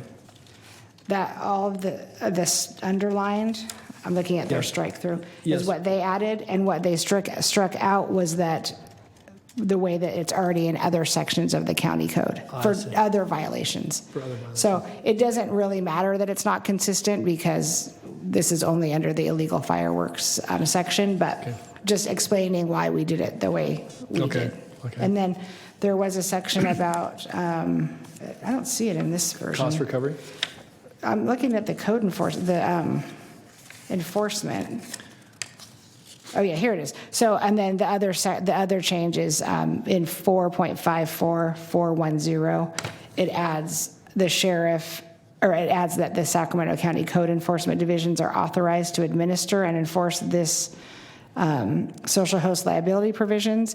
That just makes it clearer, I think, because I believe in other sections of the county code, the code enforcement would have authority to assist the sheriff in enforcing this ordinance, but this makes it clear that they almost have the responsibility. So again, that's a policy decision I think that the board would need to consider in making code enforcement responsible for enforcement. But from a legal perspective, it's certainly allowable. Okay. And anything you want to weigh in on that? Yes, I would recommend against having code enforcement be part of the enforcement. That's really not what they do. Their responsibility would be more in line with the administrative processes as Mr. Jones described. That doesn't mean they won't be actively involved, because they will. Because if I understood Lisa correctly, they're already by some cross-reference would be potentially called upon anyway, even without being specifically mentioned here. Right. I think that's the way that we envisioned it before. But they again have raised concerns. Code enforcement has raised concerns with doing it on their own because obviously they believe it's a law enforcement thing. So again, to echo what the county executive says, it doesn't mean that they won't be involved, but they won't have primary responsibility. That would be the sheriff and/or fire. Right. Okay. So again, a policy consideration that I think is one we're definitely considering. As far as the other issues, again, they don't really impact county finances or operations, so it's not a huge issue. Okay, thanks. Well, thanks, Eric and Lisa, on that. So is there any other question by board member on the material that's been presented thus far? All right. Yeah, Sorry, I'm sorry, can I just say one more thing related to the ordinance changes? If the board would like to consider these changes, they are substantive, so we'll have to reintroduce the ordinance, because tonight you're introducing the ordinance that staff prepared, which is not problematic because we still have time under the timelines to make this effective by the 4th of July holiday. Okay. If the changes are made. But if we made the changes, this wouldn't be back before us for first introduction until May 10th. May 10th. And then adoption on the 24th and effective around June 24th. But every time we make changes and substantive changes and bump it, it's a 60-day consideration, correct? To make it effective? First and second reading? Well, 2 weeks, it'd be, yeah. First. Because you have to, I thought you had to have 30 days.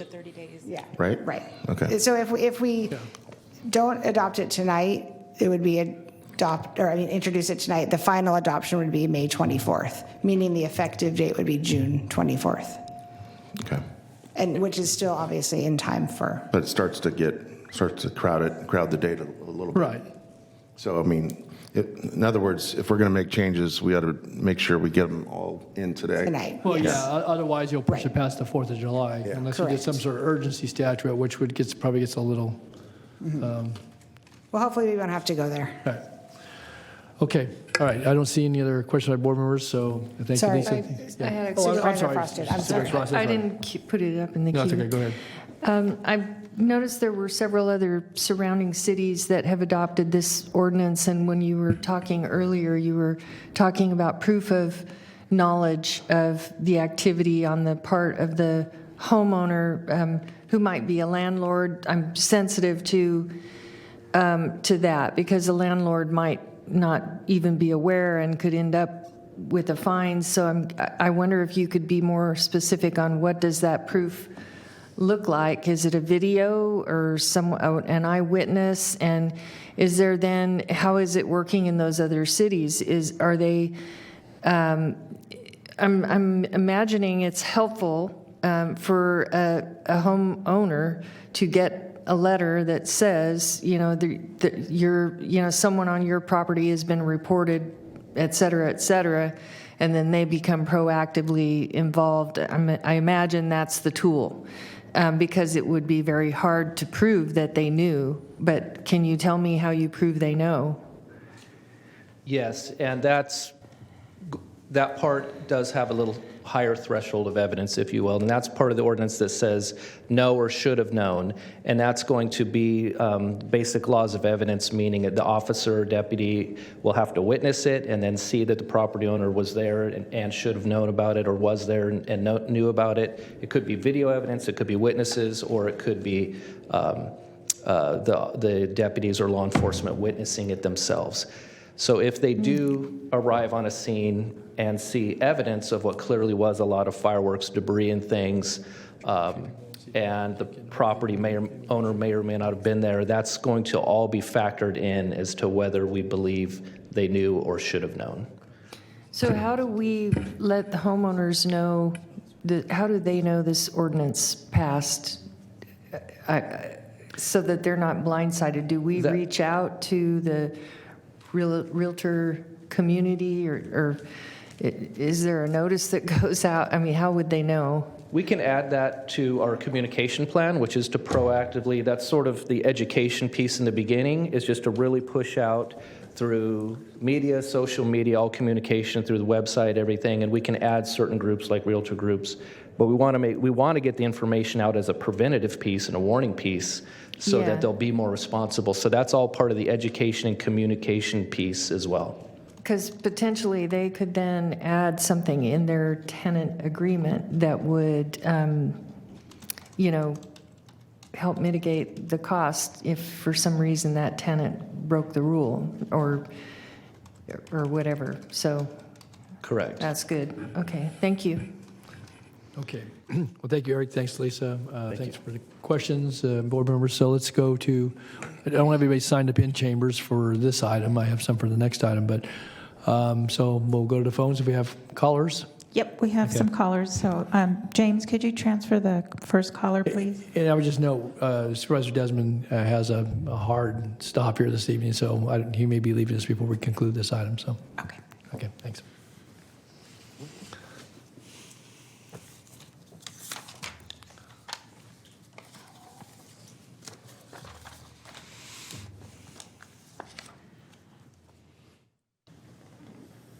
Good thing we don't have any 4/5 items. Hi, caller. Please start with your comments. You have 3 minutes. Well, you still have enough. Go ahead, caller. Sorry. Hello, my name is Lee Miller. I live in the unincorporated area, District 5. As the coordinator of Residents Against Illegal Fireworks, we would like to thank the Board of Supervisors and staff for the first reading of the illegal fireworks social host ordinance on the agenda and moving it forward quickly. We strongly urge you to support and adopt the fireworks social host ordinance and cost recovery ordinance. We also ask that you adopt the amendments provided to you by Dennis Revell of Revell Communications. Sheriff Jones stated in his letter on the grand jury under agenda number 2 The board is solely responsible for the budgets process, and any changes to this process would need to be done at the Board of Supervisors level. It is urgent that we have a strong, legal, sound ordinance, and the sheriff agrees that the board has the authority to allocate funds to allow the sheriff's department to participate in enforcing the illegal fireworks ordinance this 4th of July. Sheriff Jones and Under Sheriff Barnes' support are greatly appreciated. Thank you again to all the supervisors that have been so supportive. Thank you again to Sheriff Jones and Under Sheriff Barnes for their support. Passage of the ordinance will be a positive impact to our community.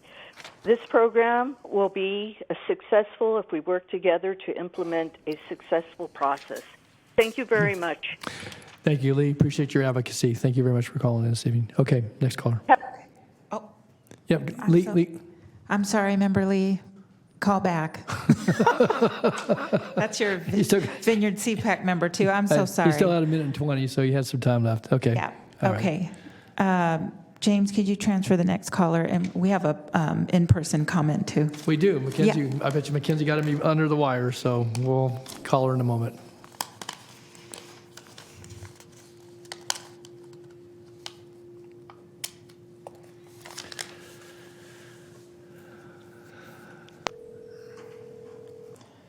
Hi, caller.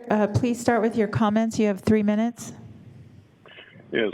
Good evening, Chair Natoli and board members. Dennis Ravel appearing on behalf of our client TNT Fireworks. On behalf of them, as well as the hundreds of Sacramento County residents that you've heard from over the last couple of years on the issue of illegal fireworks, we would like to express our sincere appreciation to the board, its members, and county staff, county council, Sacramento Fire, and Sac County Sheriff for their coordination and cooperation on moving this item forward. Tonight is the first step, but a major first step that this body and the county staff should take great pride in. Adoption of this ordinance is a policy and significant vehicle for enforcement against illegal fireworks. The second step is equally important. That is how and who drives this vehicle and what the driver of this vehicle has and the necessary fuel to get it done, be it budget allocations or use of fine revenue to complete the journey and give it a chance to succeed. We would respectfully request that the board adopt the proposed ordinance with the proposed amendments, most particularly those to section 4.54.425 host liability and 4.54.460 response cost. Thank you, and I'd be happy to respond to any questions. Okay, thanks, Dennis. Any questions for Dennis? I don't see any. Thank you, Dennis, for your efforts as well. Okay. Thank you. Okay, next caller. Okay, next caller, please.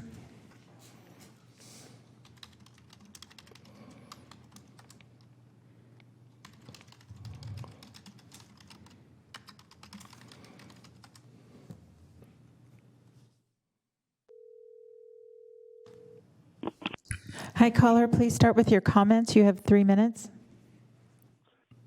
I just want to name the fact that all of you on this board have more to say about a fireworks ordinance than a grand jury report accusing you of dereliction of duties in the public and abandoning your own public health staff. That to me speaks volumes to where your true priorities lie and goes on to confirm much of what the grand jury report was accusing you of. But what more can I expect at this point? I'll be honest, I don't need to wait for this ordinance to come into effect to know the outcome of having the sheriff enforce this ordinance, this quality of life ordinance. I'll bet each of you money this is going to disproportionately harm Black, brown, and low-income people of color. And I bet you money rather than enforcing this ordinance in wealthier white areas like Land Park, Carmichael, or Fair Oaks, you're going to be policing areas like underserved areas like Arden Arcade that has a predominantly more diverse population. Honestly, I'll be real, I really don't know much about the economy of fireworks, but I understand that a lot of the organizations like high school bands, Girl Scouts, and other community orgs get money from selling fireworks. And you could all, rather than just prioritizing punishing all of them, charging them exorbitant fines and fees that many people can't afford to pay, and or threatening them with arrest and violent encounters with racist cops, you could be funding those organizations appropriately so that they can sell fewer fireworks instead of just prioritizing punishment. Once again, this is what you this is your priority. This is what you get animated about. That speaks volumes to where your priorities lie. And honestly, what more can I expect at this point? Okay, thank you, Ken. All right, next caller. Next caller, James.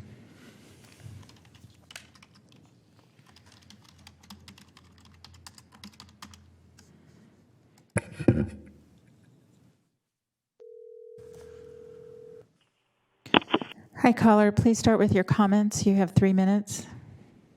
Great. My name is Francesca Ritano. Good evening, Sacramento County Board of Supervisors. I live in District 1, and I am a constituent of Supervisor Cerna. I'm a member of Residents Against Illegal Fireworks, as well as a member of the Board of Directors of the Elmhurst Neighborhood Association in the city of Sacramento. I appreciate the thoughtful comments I heard tonight from city staff and the county council.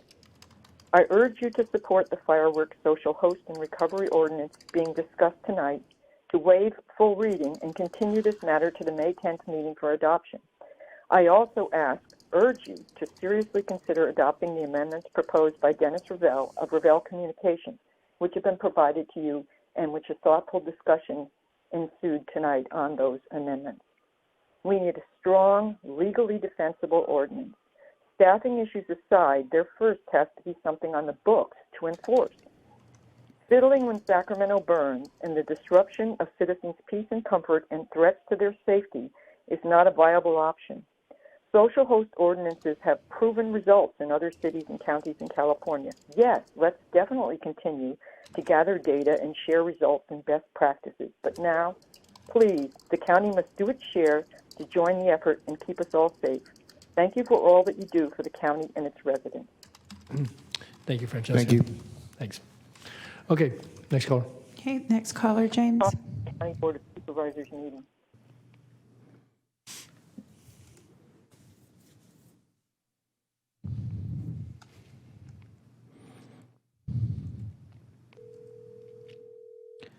Hi, caller. Please start with your comments. You have 3 minutes. Okay, thank you. Hi. Hi. The proposed ordinance putting the responsibility for use of illegal fireworks on the property owner or the host is a nice start, but I do not believe for a moment that it will make a significant difference in the use of illegal fireworks. For one, catching enough of them to change the practice is and seems very unlikely. Also, raising the fines might make those of lesser means think twice if the risk of getting caught was significantly higher. Costs are often shared among neighbors and attendees, leaving a $1,500 fine, for example, worth the risk. And this is a risk taken by people who already don't care. And I'm wondering, do resources like Report Fire and Nail 'em actually lead to more spiders being caught in the web? Or do they just make tracking the reports made by people easier and help to free up the 911 operators?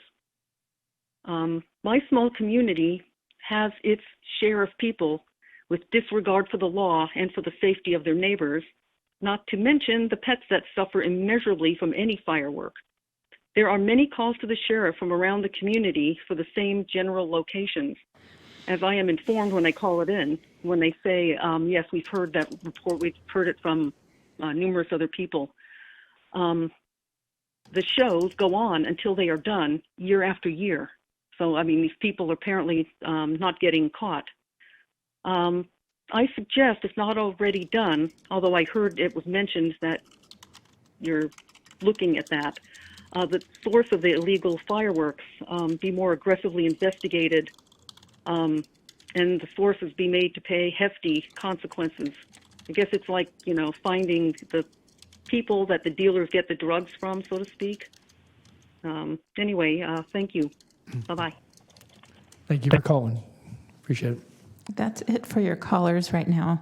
Okay. So that includes our callers. Mackenzie Wilson did sign up, so Mackenzie. I wanted to read some messages. I think this was one of the first things I ever did, actually, in this space, was read messages from a group chat. It was very cool. And so I think it should be named, and no offense, Eric, because we do really look forward to working with you. But I think that this is one of those examples on why it is that we had requested that somebody from a public health lens came to a position like this. And instead, unfortunately, Eric, they got a cop. Pretty sure this, like every other quality of life ordinance, is going to disproportionately harm black and brown people. Somebody slammed on that, and they were like 1,000%. Somebody asked who the task force was, probably more carceral partners dabbling in data for licenses to do whatever they want. It talks about how this is more monstrous economic penalties, more money for carceral partners, especially if it's a county obligation to ensure that we're doing something about it. Something they said that the county loves punishment and they hate public health solutions. Somebody says how funding public fireworks shows where people don't have to pay and investing in neighborhoods would be a great deterrent. I wouldn't spend money on illegal fireworks if I had one happening in my neighborhood. And a public health approach means talking to my neighbors and figuring out what to do about our dogs. This is the opposite of fines and fees justice. Another shameful day in Sacramento County government, when fines and fees justice is supposed to be a priority of Sacramento County, considering that a third of us pre-pandemic lived in liquid asset poverty. Great, code enforcement is lapdogs. Actually, maybe not that one. Root cause. Nobody wants to talk about root cause. This conversation on the fact that this report was probably put together with 0 racial and geographical equity impact assessments. Another way to make broke neighborhoods more broke. Sue, always looking out for the landlords. This guy represents big fireworks, big tobacco, TNT fireworks, monopolized fireworks sales, wants people to buy their shit only.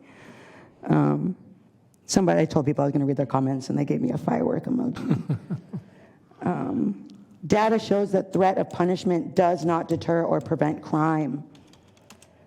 And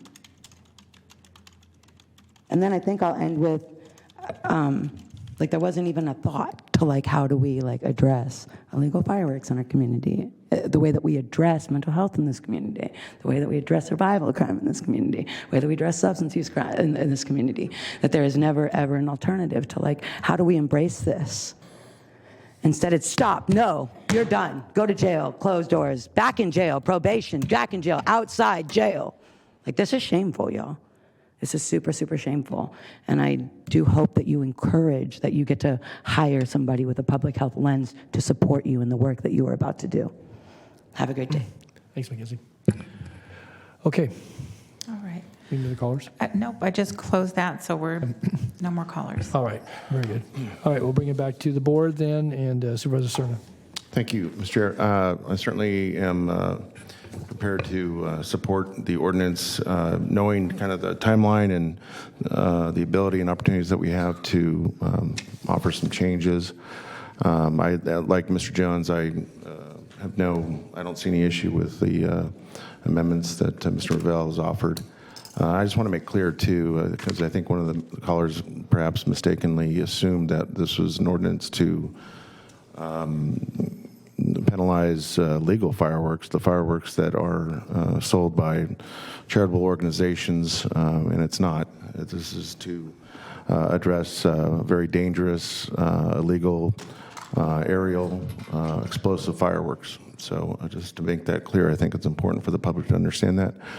I do think that we ought to specifically call out, as I mentioned earlier, a distinction in penalties and/or enforcement as it relates to the American River Parkway. It's full length within the county.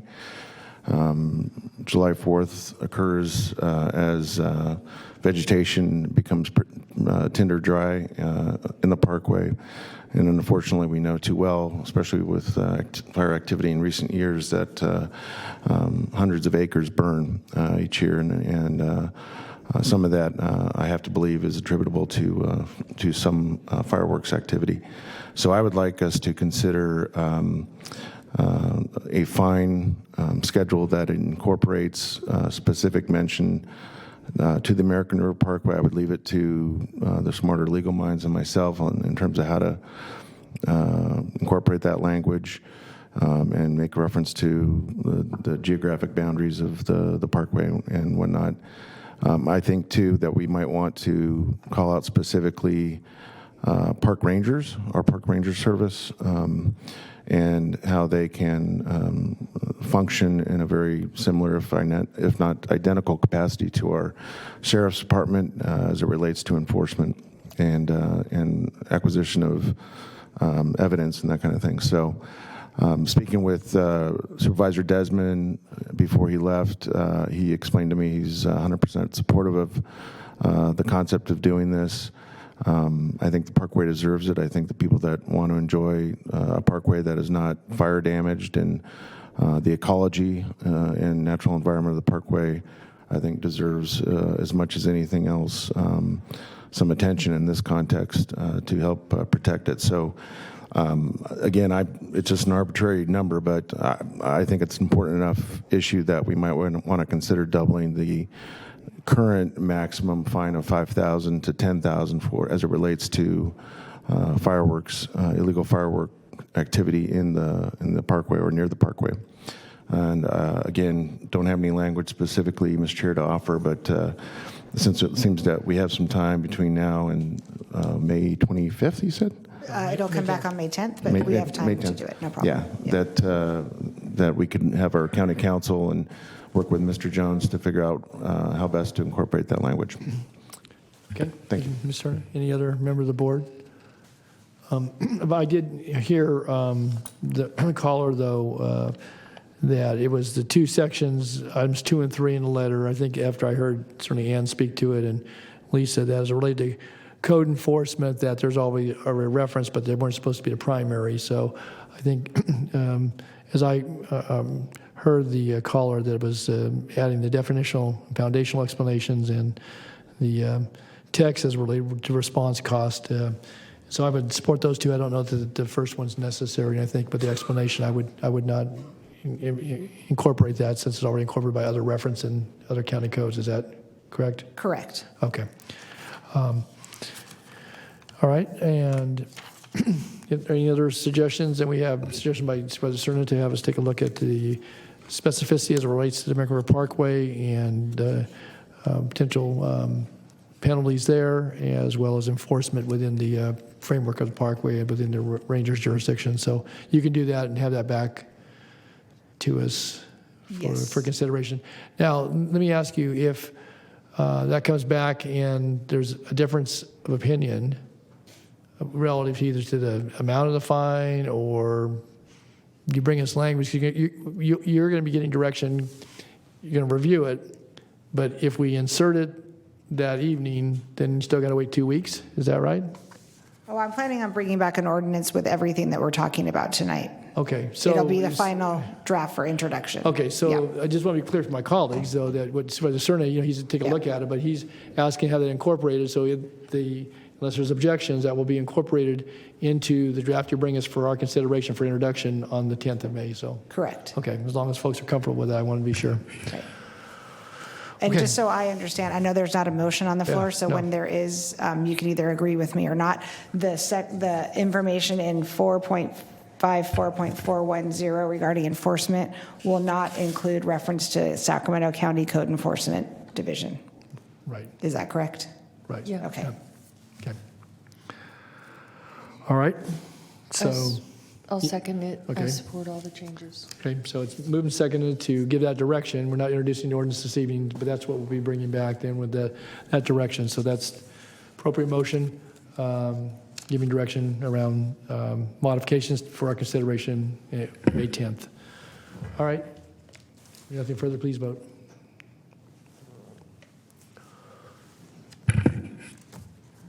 Unanimous vote with those members present. Okay, so let's be back before us May 10th for introduction and then consideration for final ordinance on May the 24th. Okay, with that then, let's go to item number 4. Okay, item number 4, approval of a military equipment policy, authorization for the continued use of military equipment, and authorization to purchase and acquire military equipment in the future in compliance with policy. Okay, Mr. Jones, you're back up. Thank you, Chair, Supervisors. Again, Eric Jones, Deputy County Executive of Public Safety and Justice Agency. This item is for the approval of a military equipment policy. This is a Sheriff's Office item. And as all law enforcement agencies within the state have to do pursuant to Assembly Bill 481, approved by the governor in September of 2021. It requires a policy, complaint process, and an annual report to the governing board, which are you here tonight. Before I turn it over to the Sacramento Sheriff's Office, I did want to address the terminology or a terminology aspect. So here we have, according to the bill, the term military equipment, but there is a difference between equipment itself and what some refer to as militarization or militarized police. Much of these equipment items are tactical and used for specific tactical situations. Some examples are tasers, drones, or less lethal munitions that are designed to actually de-escalate situations. It is often not the equipment item, but rather the policy of how the equipment is used. With that, I will turn it over to Sacramento County Sheriff's Office. I think Captain Donnelly will be giving a presentation. Okay, Thank you. Oh, I'm sorry. Yeah, I'm sorry. Yeah, my apologies. So if the governing body, reading the legislation, if the governing body does not approve a policy, anything before January 1st, 2022 can't be used, is that it? I believe that is the case. The governing body, if they don't approve portions of this, that the equipment cannot be used. Is that right, County Counsel? That's correct. Until the governing body approves the actual items for use. So what happens to it? That's not addressed in the legislation. That's why I'm asking. Okay. The only thing I am fairly clear on is it just cannot be used. And it does not go beyond that point that we're aware of. But there's nothing in the legislation that says it has to be sold by a certain date if there's no action by the governing body? I do not believe so. Okay. Well, also on that point, selling stuff like this doesn't sound like a great idea either. Yeah. Okay, thank you. All right, thanks, Eric. Thanks, Supervisor Kennedy. Okay, Captain Donnelly, good evening. Thank you, Mr. Jones. Good evening, Chair Natoli, members of the board, Madam CEO, Madam Clerk, legal counsel. As stated, my name is Dan Donnelly. I'm a captain with the Sacramento Sheriff's Office. I've brought with me in hopes to answer any questions that the board may have colleagues from my office, Lieutenants Carver and Hampton, as well as Sergeant Manning and Deputy Walkowski with our legal. At this time, I would like to respectfully request to share some thoughts in hopes of answering the questions you may have regarding Assembly Bill 481. I'm honored and grateful to have the opportunity to speak with you regarding this very important legislation. Currently, I serve as a commander of the Special Operations Division. Special Operations encompasses multiple specialty teams such as our SWAT team, the K-9 Detail, the Explosive Ordinance Team, the Crisis Negotiators, our Air Operations Detail, the Unmanned Aerial Systems Team, the Emergency Management Team, and the Mounted Detail. The calls from the community for increased transparency and accountability of their law enforcement officers are extremely important and understood, as they are the foundation for the mission of multiple police departments and sheriff's offices across the nation, which is service to our community and building upon and strengthening our relationships with the public. The Sacramento Sheriff's Office has continued to take additional strides in this positive direction. We could still improve, and we show a willingness to do so with our partnerships with numerous community groups and faith-based organizations, as well as our programs such as Unity in the Community, Links to Law Enforcement, the Sheriff's Community Accountability Board, and the Sheriff's Activity League. We understand the importance of trust from our community and pledge to do everything possible to foster and maintain that trust.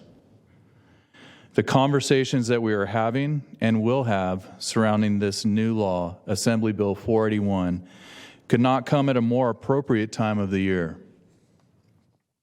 A time when our law enforcement and extended families, as well as our public supporters, mourn the loss and will remember the ultimate sacrifices of our local officers, Sacramento Sheriff's Deputy Adam Gibson and Galt Police Officer Harminder Gruel, tomorrow at our local memorial. Just yesterday, this board was gracious enough to offer a resolution in honor of the work of Paul Brown and the entire Sacramento Police and Sheriff Memorial Board. This coming Monday, we will also remember our fallen officers up and down the state of California.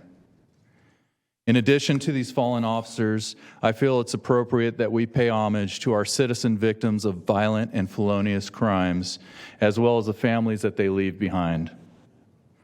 I mention this in relation to Assembly Bill 481 because all of the equipment that is inventoried and now classified as military equipment per this law are tools that we have been utilizing for decades to protect our citizens and officers and prevent future occurrences of the tragedies that we memorialize tomorrow and next week.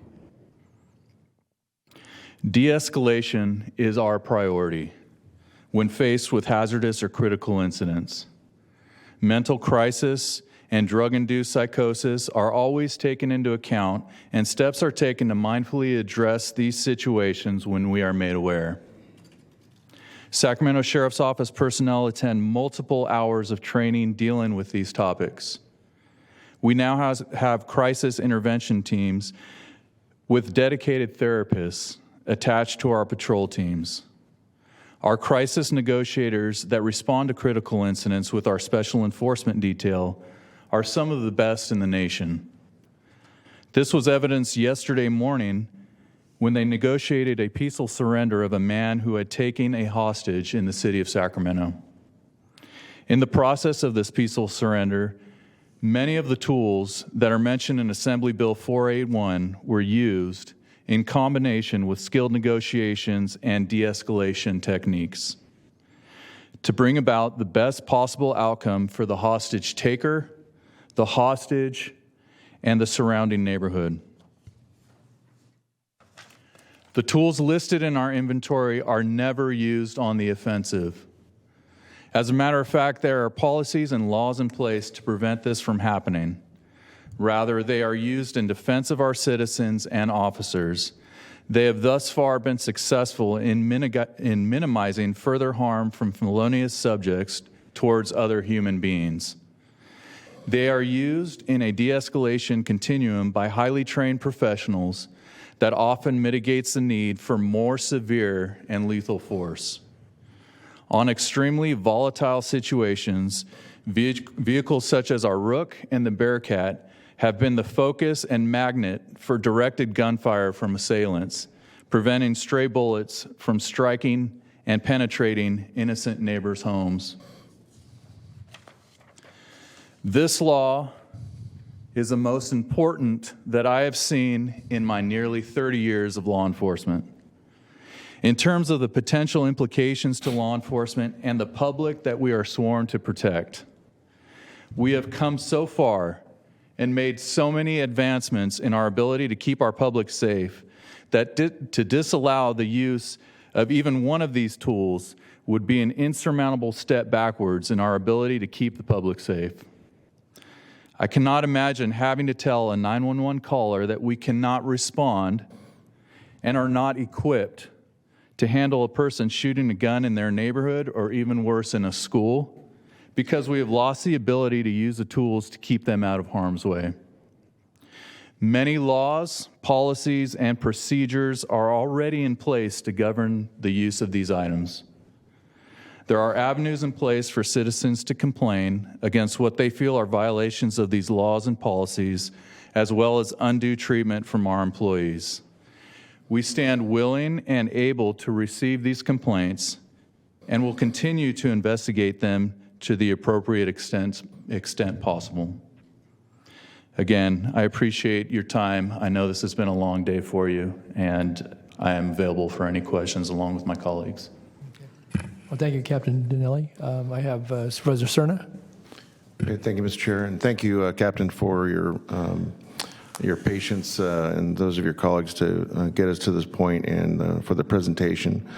I had a question of staff during the briefing I received on Monday about, the ability to consider line item by line item different, different equipment in the inventory, including ammunition. And one of the questions I had about the ammunition is fairly specific, and I'm certainly not as well educated or knowledgeable about firearms as you all are, but I do know that a 50 caliber rifle is a pretty impactful weapon in terms of its velocity and the size of the actual the bullet. But can you give me an example of when the sheriff's department or any municipal police department would need to use something as powerful as a 50 millimeter rifle?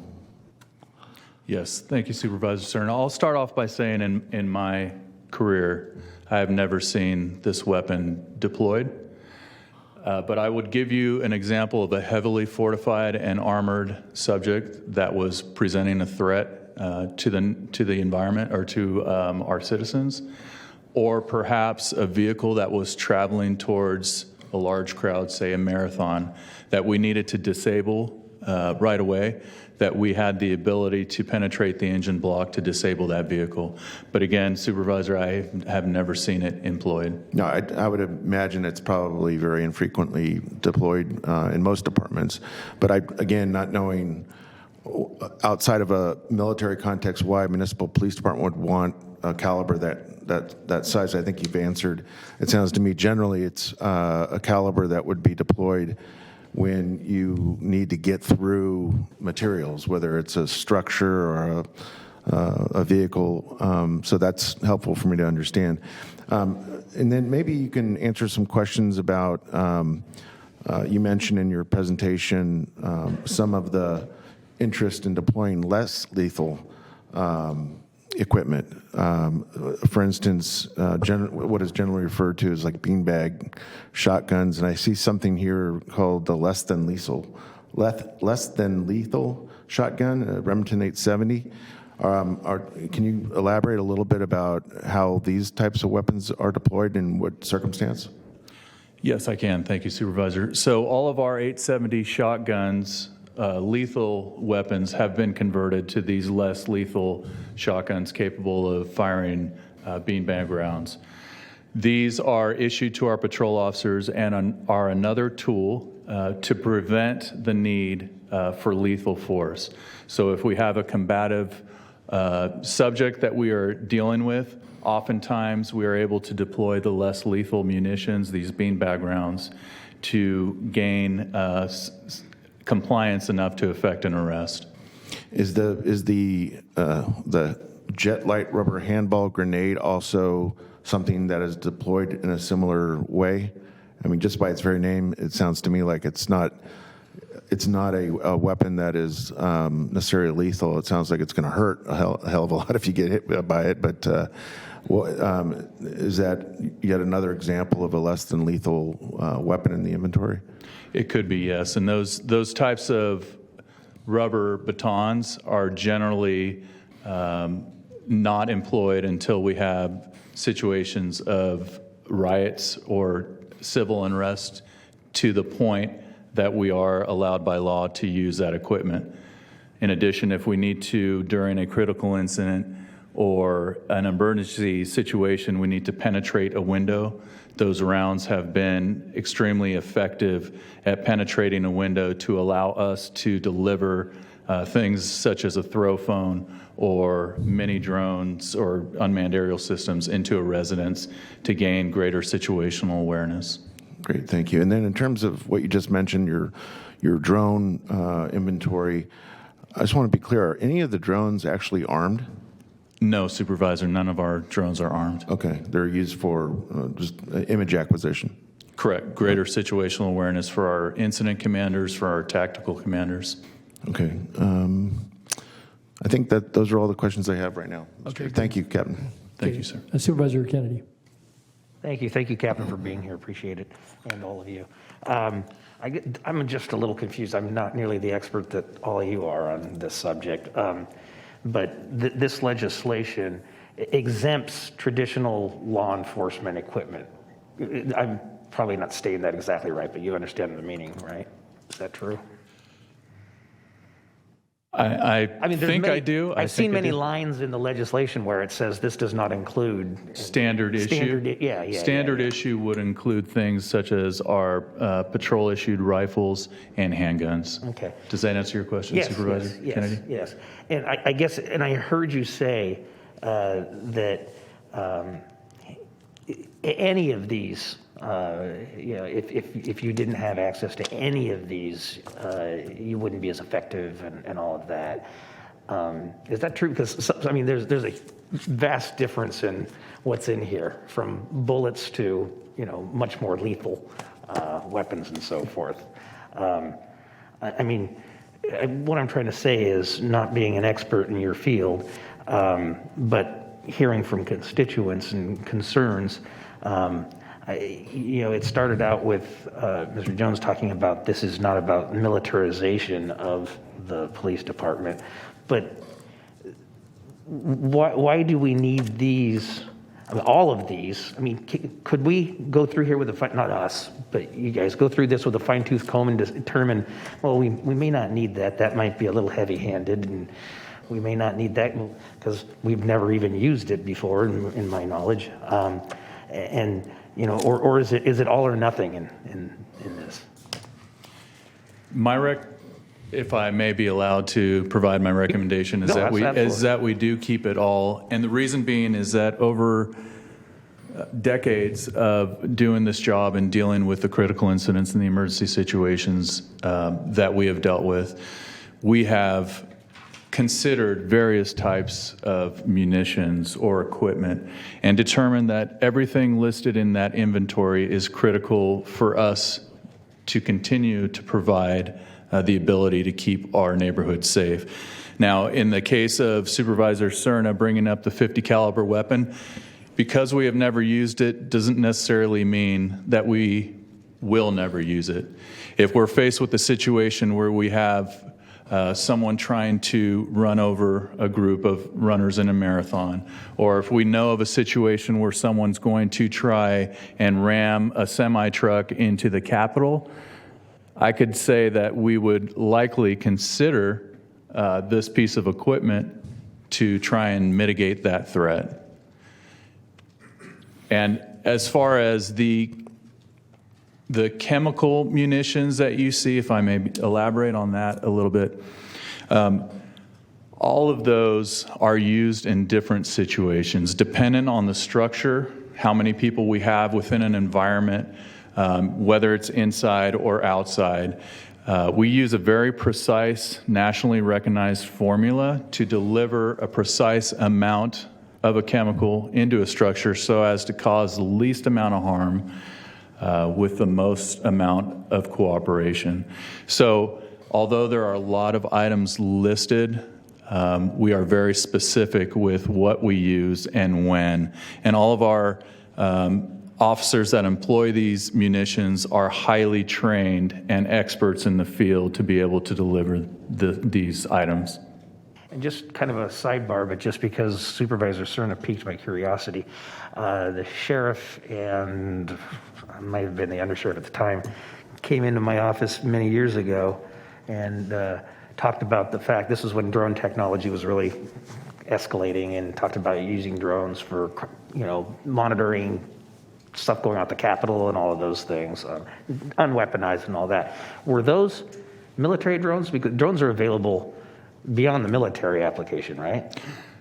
Thank you, first of all, Supervisor Kennedy. That was me in your office. Was it? Okay. It was a long time ago.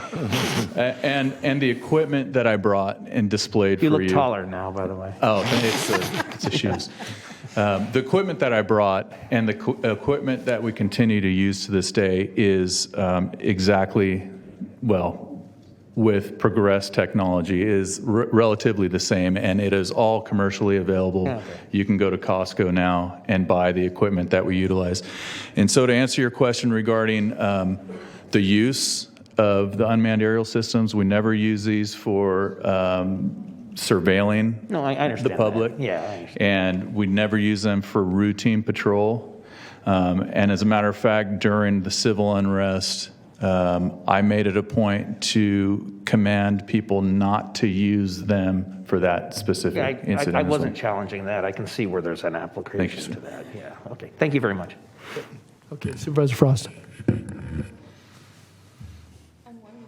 I'm remembering back when I was on the city council in Citrus Heights, and we had one of those trucks that can withstand anything. A bomb can go off underneath it, and it's bulletproof. It was something that we got, I guess, from the U.S. Army for $1, and we partnered with other jurisdictions. And there were times when hostage situations where other jurisdictions, other counties actually used our vehicle to save lives. And so I understand the importance of having that library of resources that you can draw on in the event you need. There's an extraordinary situation. I'm wondering if the Sacramento Sheriff's Department then partners with other jurisdictions also, are you all working together with these resources to come help each other in the event that there's an extraordinary situation? Thank you, Supervisor Frost, for that question. So yes, it is very common that we work with our allied partners and either borrow their equipment or let them borrow our equipment. A prime example of that is our Rook armored Caterpillar tractor. They being Sacramento Police Department, do not have one currently. They are pursuing one through a grant. They oftentimes use our Rook because of the extended mobility of it, the way it's able to get in between certain structures, as well as its primary ability to accommodate rescuing people from the second story of a structure. So to answer your question, it is very common that, especially with Sacramento Police Department, Elk Grove Police Department, Folsom Police Department, and even Citrus Heights Police Department, that we all work in collaboration, including with our equipment. Thank you. Thank you. Captain, again, I wanted to just thank you certainly for your presentation this evening. And as a part of consideration, and I appreciate the briefing that was given to my chief of staff, I think it was shared with other offices as well, just to give us an advanced picture of what's before us this evening, that one of the things I think would be helpful, I don't know how it fits within the legislative piece, but I think it was part of the questions you asked, for a format that is user-friendly. This is an inventory. It talks about the purpose, how it being used and or is used. But I think if this is going to, and as I understand legislation, some annual report, that just as in responding to questions here this evening, I think that information by frame of reference on an annualized basis. So the 50 caliber magazine's never been used, and it isn't used in a year, then that's stated. If the Humvee, the youth services vehicle goes to 10 events in a year that you described, that if the high mobility vehicle that assists the canine unit goes, I think kind of an inventory of where they are used. Some of them are for purposes to inform, certainly to protect, to intervene in situations. I think that would be very useful for the general public, certainly from the standpoint of the types of incidents that you respond to. But there's such a variety here, going to some of the questions that Supervisor Kennedy asked about with drones, commercially available, but you don't use them for just as you described. They're not done for surveillance. They're not done for general law enforcement purposes. That information, I think, in a format that would maybe be the opening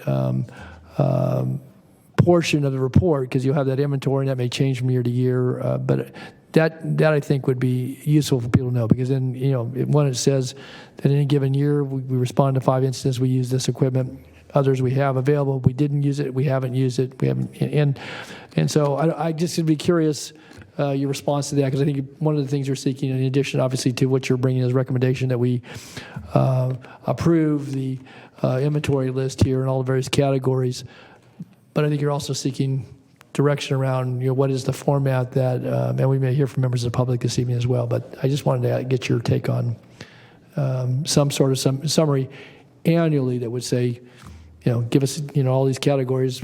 We used it, we didn't use it, we used it, and this is how, again, compliant obviously with protocols and procedures that the department have in place.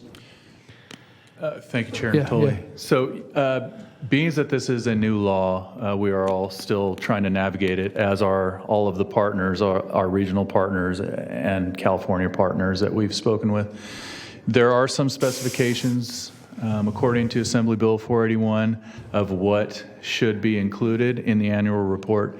And in addition to that, we would certainly be willing to work with the board and any information that you would like to see to the best of our ability, because in addition to what exactly we're going to put on this report, we are considering how we're going to mine the data that would substantiate these reports. And so we don't necessarily have one clearinghouse for all of our data. We seem to have numerous sources, but as you can imagine, this equipment is going to span multiple service areas, and so we're going to have to figure out, and that is our challenge, on how to compile all this data and how to mine that data from our either critical incidents or our calls for service on rare occasions when this equipment is utilized. And maybe just, and again, I appreciate that, because obviously it's new, but I think encapsulating that in a 12-month period, and then providing that in some format that's, one, understandable, readable, and useful, certainly to the department, because it's required under law, but also I think useful to the public to know, because these are all public assets. Obviously, they're deployed under the authority of our sheriff and the command staff. So I also wanted to ask about the number of rounds that we keep on hand, because in some cases we've never used the rounds, but you have 1,000 rounds or 5,000 rounds. I assume there's a shelf life for ammunition. It may be fairly lengthy, but my recollection, if it serves me correct, that there is and so if you buy 20,000 rounds, you're not deploying any 20, and they sit on the shelf at $1 a round or whatever the cost is here. So who is responsible? Is that you, or people that are under your command are responsible for the inventory, for making sure that the inventory that's available, ammunition in particular, one, is secure, but also that it hasn't exceeded the shelf life? And I guess who makes the determination that 5,000 rounds versus 20,000 rounds versus 1,000 rounds of any particular portion of your munitions are the proper number? Well, thank you for that question. And if he feels comfortable in speaking to it, I happen to bring our range master with me this evening. Okay. And I don't mean to bore into so much detail, but again, as we're looking at the inventory, and this is helpful to have an understanding. So, good evening. Good evening. I'm Jason Manning with the Sheriff's Department, and I'm assigned to our range. We keep the amount of rounds that we have is based on our anticipated need in the field for operational needs and our training needs. So we've got ammunition that's going to be used for training as well as deployed in the field. And when it's time to order new ammunition, we simply do that. So it was just, I appreciate the explanation on that, but if you're using it in training, that's in a specified situation that obviously trains folks to be prepared to use the ammunition in the field. But I would think that as part of any annual report, if you expend rounds and it's replaced, and if you hold that, I'll just use the on the pages that have the inventory on the ammunition, as I said, it runs from 20,000 rounds down to 1,000, depending upon. That should be part of the explanation. If you expend half of that inventory in training in any given year, so there's understanding of what's used in training, but rarely, if ever, used in the field, using some of the examples that Captain Donnelly referenced. So I think it would be helpful, because then it gives understanding about you do train for it, and people, if they're deployed, you have folks who are capable of using them in those situations that, may be rare but could occur. But also that, all these don't sit static on the shelf, as I understand your explanation. Yeah, it's a rotating stock. So we're using ammunition in training. We're deploying ammunition in the field. When they come down to qualify, for example, they're utilizing the ammunition that they've been carrying in the field for 6 months or so. And they're getting new ammunition before they go back out in the field. And then we're utilizing quite a bit of ammunition in training. And as I understand it, in the Assembly bill, we're able to order 10% of our ammunition stock per year to replenish our supply without returning. And I would say the shelf life of the ammunition is easily 10 years. Okay. So I didn't realize the legislation, I was not that familiar with it, actually has a limitation on any replacement of your stock. So, and maybe just an earlier question, since Supervisor Cerna asked about it, but on the 50 caliber, I understand, and certainly in Mr. Captain Donnelly's career, he's never seen it deployed in the field. Do you train with that, though? And so there are personnel that are trained to use that in the event that he talked about a hypothetical situation, but it could be real. So do you use the 50 caliber in training? Absolutely, yes. Our special enforcement detail is assigned, that weapon is assigned to our special enforcement detail, and they bring it out to the range, they train with it, and again, the ammunition supply for that weapon is rotated. In the event, and I assume there are different protocols for different equipment usage here, but is it all under your command, Captain Donnelly, that if a call were made on certain equipment usage, and whether it's vehicles or certainly use of certain types of weaponry, or is an adopted protocol? So situational, you may not be on shift, or Officer Manning may not be on shift, and so what's the protocol for using the things that are in the inventory here? During a critical incident or emergency, provided there is an opportunity for a supervisor or even our tactical commander who is here this evening to get involved, then certainly permission would be asked and answered in that incident if time permitted. If not, we trust that our members are trained enough to utilize this equipment, have done so in the past, continue to do so, and we give a certain amount of reactionary authority to our officers to handle a situation that is a split-second decision. But in a typical pre-planned high-risk search warrant or critical incident, there is a constant and consistent communication between, say, the SWAT team leaders and our tactical commander, consistently asking for permission to do certain things within that emergency. So it's contextual as it relates to the context of whatever the situation is and the assessments being made. Whenever the opportunity is provided, they ask for permission, yes. Okay.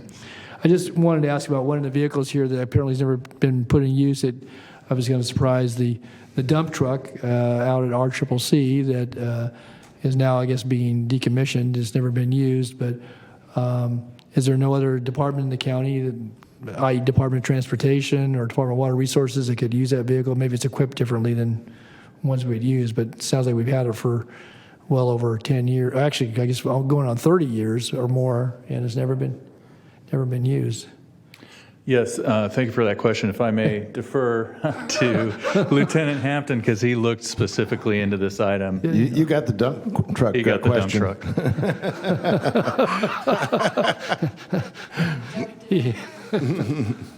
Lieutenant Sean Hampton, Special Operations Bureau Tactical Commander. So the dump truck, when we were doing this inventory, I looked specifically at equipment we utilize frequently and other equipment that we may not utilize very often. This is one of the vehicles that I discovered we had. It is inoperable. It's been inoperable since we took possession of it. So we obtained that vehicle via the 1033 program. I don't know what the purpose was for obtaining that vehicle at that time, but we are in the process of decommissioning that. We also are in the process of evaluating and reevaluating the need of some of the other vehicles that we have, such as the 2.5-ton vehicle that's listed on there. We're looking at getting rid of that. There's a Peacekeeper that's listed on there currently. At the time this inventory was compiled, we have decommissioned that vehicle and it is no longer in possession of the Sheriff's Office. Interesting enough that the dump truck was received the year before we had the first round of flooding and we had to evacuate our CCC in 1986, and then obviously we had a subsequent event, but it was never used, and it was been in our possession. I guess it wasn't operable from the time we received it. So, I mean, I know that again, the evacuation wasn't done via dump trucks, but there was certainly flooding that, 2 or 3 feet deep. So it's my understanding that the 2.5-ton vehicle that we currently have was operable at the time we received it and was obtained for that specific intent of doing evacuations, say from the Rio Casumas Correctional Center or other places within the county. Yeah. Was it ever used in that way, though? It was intended but never used? Not to my knowledge. Okay. But again, I've only been around for 20 years. So. Okay. All right. Thanks, Sean. Very good. Appreciate it. That's all the questions I had. So. All right, I don't see any other supervisor in the queue, so Captain, if you'll stand by, do we have public comment on this item? I see. Yeah, we do have 3 callers. Okay, we'll take Mackenzie. She's in chambers. If you're okay, all right. And I thought you had another. Oh, and I do. Yeah, I have Mr. Harris too as well. So yeah, I think he was first. Okay, Ryan, you were first. So then Mackenzie, you can. Just hold for a second. Mr. Harris? Actually signed up yesterday. Thanks for the reminder, Flo.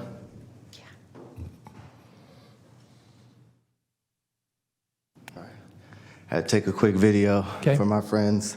Okay. When they wonder why all this powerful equipment is being used on us, I can let them know that they weren't here to speak their mind.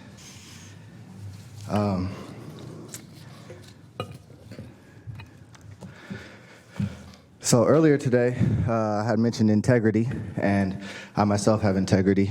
So I wanted to say that I agree with Kenny Patrick in his statements of, does everything on that list have to be used? Is it for sure all or nothing, given it's been said that, a lot of it has never been used, and I understand you guys may need it for that one time, but it's just something that I would recommend looking into, especially after it was just said, again, I'm not too knowledgeable in this, but the dump truck or whatnot, he said was non-operable since they received it. So that sounds like a big waste right there. Nonetheless, military equipment, I didn't get a chance to look at a listing of everything that you guys were trying to purchase or whatnot, but I just have some questions. I come here pretty often. I'm pretty sure that they're going to give you guys what you request. I don't really have too many doubts in that, so can't really sway your guys' mind too much in telling you not to. However, hopefully I can touch your guys' hearts in explaining that when you guys use this stuff, it really does impact families that you guys use this stuff on. My father, he retired from the Sheriff's Department, Scott Harris. I don't know, some of you may know him, some of you may not. And some friends of mine, you guys were looking for someone. He had gone into the neighborhood, and this person that you guys were looking for, he had chose to hide out in my friend's shed in the backyard. You guys did evacuate everyone from the house. We were able to see the use of the drones. You guys flew the drone through the whole house and everything, just to look and make sure.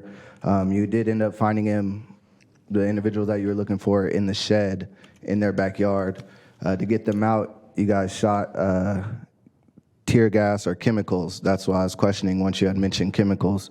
You guys shot some pretty severe chemicals into their shed. They have 9 children. Those chemicals left big, huge holes in the wall. You guys didn't care nothing about repairing the holes. You guys didn't care nothing about the kids.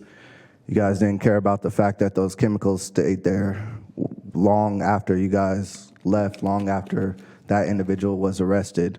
I'm sure you guys all did the training, so you know how harshly those chemicals feel when they're inhaled.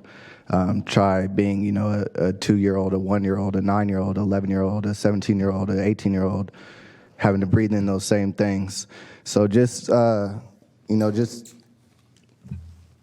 use them correctly and have some care for what you guys are being permitted to use. And with misuse of the policy, as we put into play that all these policies are allowed and accepted, do you guys have any policies for if there is misuse of the policy and what's going to happen? And how in-depth are those policies for misuse? Meaning, will it say something, but just because I'm learning with the county, if it's not there in writing, they might look past it. So if it's not your standard issue equipment, will they be held the same as if they used military equipment incorrectly? Because similar to Cerna had mentioned about the fireworks and the impacting the river area, certain areas allow for certain levels of severity. So I would believe that certain uses of equipment should allow for higher levels of severity as well. So Ryan, if you you do need to have wrap up. military use, I'm fully aware of that. Yeah. If you do have military use, you guys should have some military use policies that would make sure you guys do the correct thing with them. Good. Thank you, Ryan. Thank you. Okay, now Mackenzie. And then we'll take the callers on the phone. Oh, this one's actually particularly personal to me. I think I would let some of you in on the stuff that happened after 2020 and the step back I had to take as a community organizer because I recognized the escalation and that this will actually only get worse. So first I want to bring up a point of the use of force policy that the Sheriff's Department talks about. I think that y'all should take it upon yourselves to find out if this is in compliance with state law. New state legislation has come around. Even a recent lawsuit against the city of Sacramento alleges that its crowd control manual is actually in violation of First Amendment rights. So a deep dive into what our current general orders and what our current use of force policies within the Sheriff's Department and when and how and what they have to use and what criteria in which that officer has to use to justify the situation in which they can blow tear gas into a house, let alone into a crowd, is all stuff that you can require and all stuff that it would have to be something the Sheriff's Department produces and then holds their staff to. But we know how that goes. But I do want to bring that up because that is something that you can do. Something I also wanted to mention around the last thing, because it'll lead me into my next thing, was on the last item. 72% of our general fund goes to the criminalization of about 40,000 people who cycle in and out of the jail of the year. So it means 3% of our population. That's where 72% of our general fund is spent. It's on the criminalization of 3% of our county, and hearing us celebrate child endangerment charges for lighting a firework at the discretion of an officer who's been trained to force me into de-escalation is problematic. My experience is something that I wanted to talk about. Yeah, this is bothering me, and I didn't know it would so much. I've been on the front line of advocating for basic human rights and needs for years.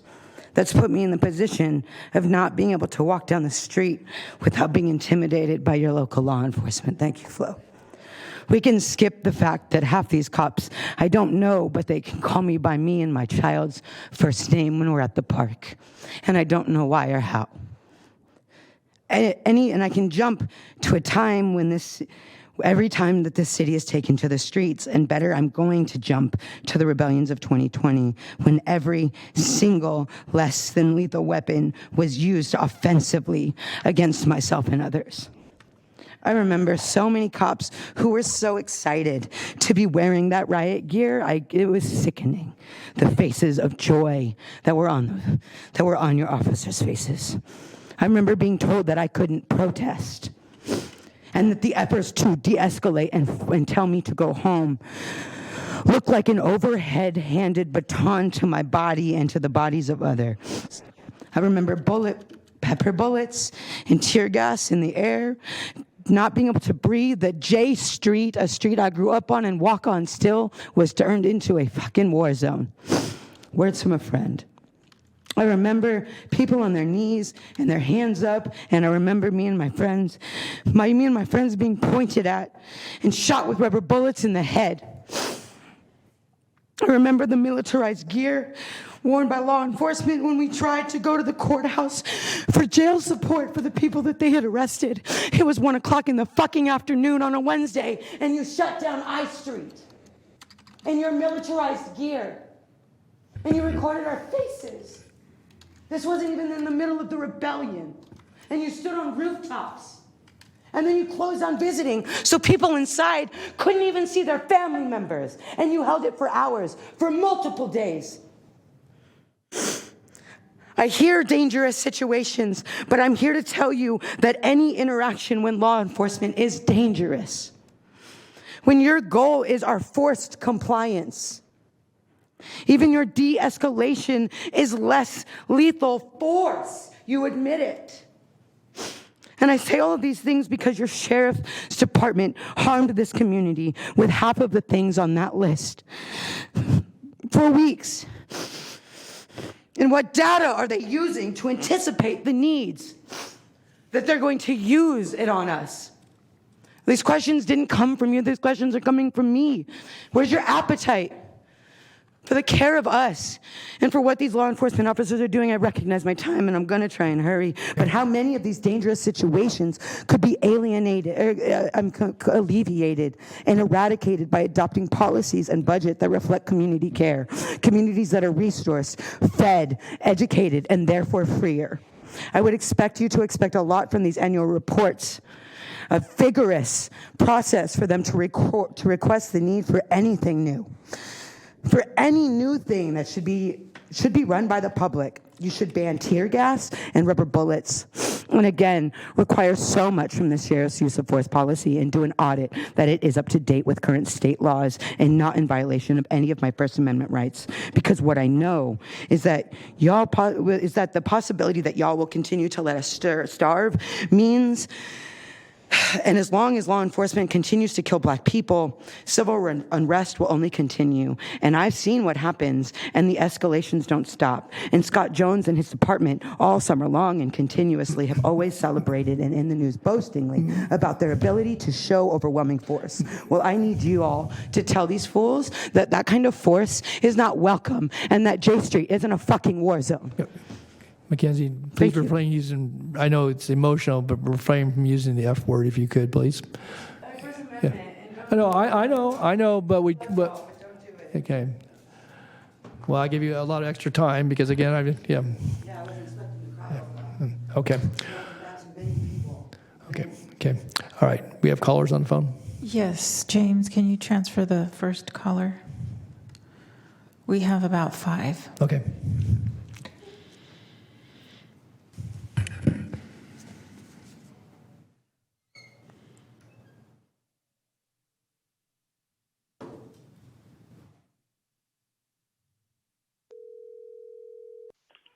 Hi, caller. Please start with your comments. You have 3 minutes.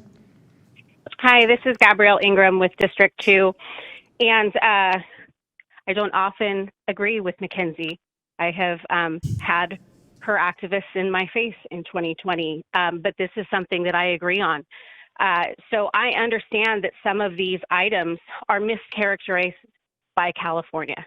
California likes to call everything an assault something or military equipment. I don't have a problem with 9mm and .308 ammo. I would love to shoot that Colt M4. But battering ram slugs, I get. But when we're into LRADs, long-range acoustic devices, or we're into shock waves and microwave weapons, that's a hard no. That in a city, in a suburban area, there is no reason that I can fathom for that, even when you look at the chaos over the United States in 2020 and 2021. When you look at other countries, take a look at Canberra, Australia, look at Canada, where the LRADs and the microwave technology has been used. Look at Havana syndrome, the brain injuries associated with U.S. diplomats. That's microwave weapons. So the symptoms are not for peacekeeping. They don't simply halt somebody so you can make an arrest. They're not for peaceful protests. They're not even appropriate force on an attack, in my opinion. I can't think of anybody I would want that technology used against. They fit the definition of torture. They're grotesque and traumatic. Look up what they do to the human body. These LRADs, the microwave weapons, even when they're used appropriately. I've watched, I don't know, I think that there are parts of the list that I understand for law enforcement, for peacekeeping, for extreme situations. But I agree, this is a rare evening, I agree with Cerna and Kennedy that it would be appropriate to separate some of these items off the list. Because I can't imagine for peacekeeping, I mean, the Sacramento Police Department, we're having the same thing. They're looking at adding some of this equipment. What is California? What are our law enforcement preparing for? It makes me really nervous that to have a lot of this equipment. So I have very strong concerns about some of these items. I think that they're out of line even under extreme search situations. And when you look at Australia and Canada and places where these items have been used, they verge on crimes against humanity. And I embrace law enforcement. I'm supposed to be there tomorrow with friends for the memorial, but I'm not okay with this. So thank you. Thank you, Gabrielle. Okay, next caller. Okay, next caller.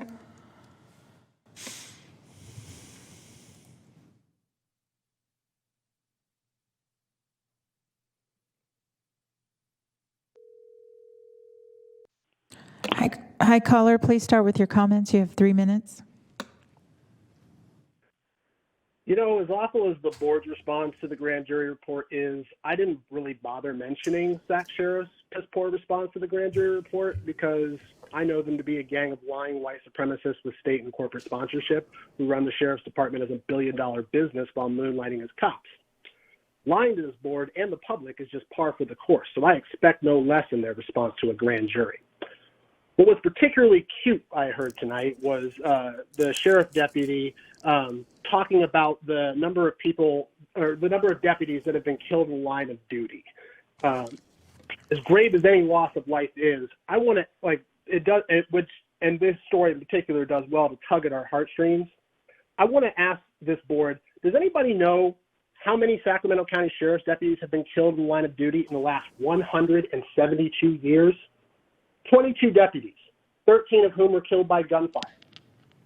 Do you know how many people have been killed by the Sacramento Sheriff's Department in the last 7 years alone? 25 people, 13 killed by gunfire, and 12 of them in their custody that we know about. I raised all this to really ask because the questions that I heard that we should be asking about this military policy, I didn't actually hear being asked. So I would actually appreciate it if you all stepped up to the plate to raise these yourselves and really get to the bottom of this before you just approve of this policy carte blanche. For instance, is there any part of this policy that requires comparative reporting to show how Sacramento sheriffs intend to use them compared with the U.S. military? Will this policy require any demographic reporting to provide annual metrics on where this equipment is used and in what context? Does this policy require county approval before Sacramento sheriffs may apply for any military equipment grants? Not just the budget allocations, the grants that they apply for year-round. Does this policy commit sheriffs to show the utmost regard for the preservation of life for all county residents, including suspects? Does this policy, why does this policy include the purchase and use of grenade launchers? Apart from its obvious military applications to cause mass casualties with a single shot, how does Sacramento Sheriff justify its necessity and use in a civilian setting? Also, what level of training does this policy require in the uses of military equipment by sheriff's deputies? I understand you're willing to eat up his line that all of the Sacramento Sheriff's Department deputy personnel are highly trained in using military equipment, but as someone that's actually served in the military, I can tell you this shit takes years of training to actually develop. It's not just something that the average 19-week course that police officers are required to go through actually can actually know.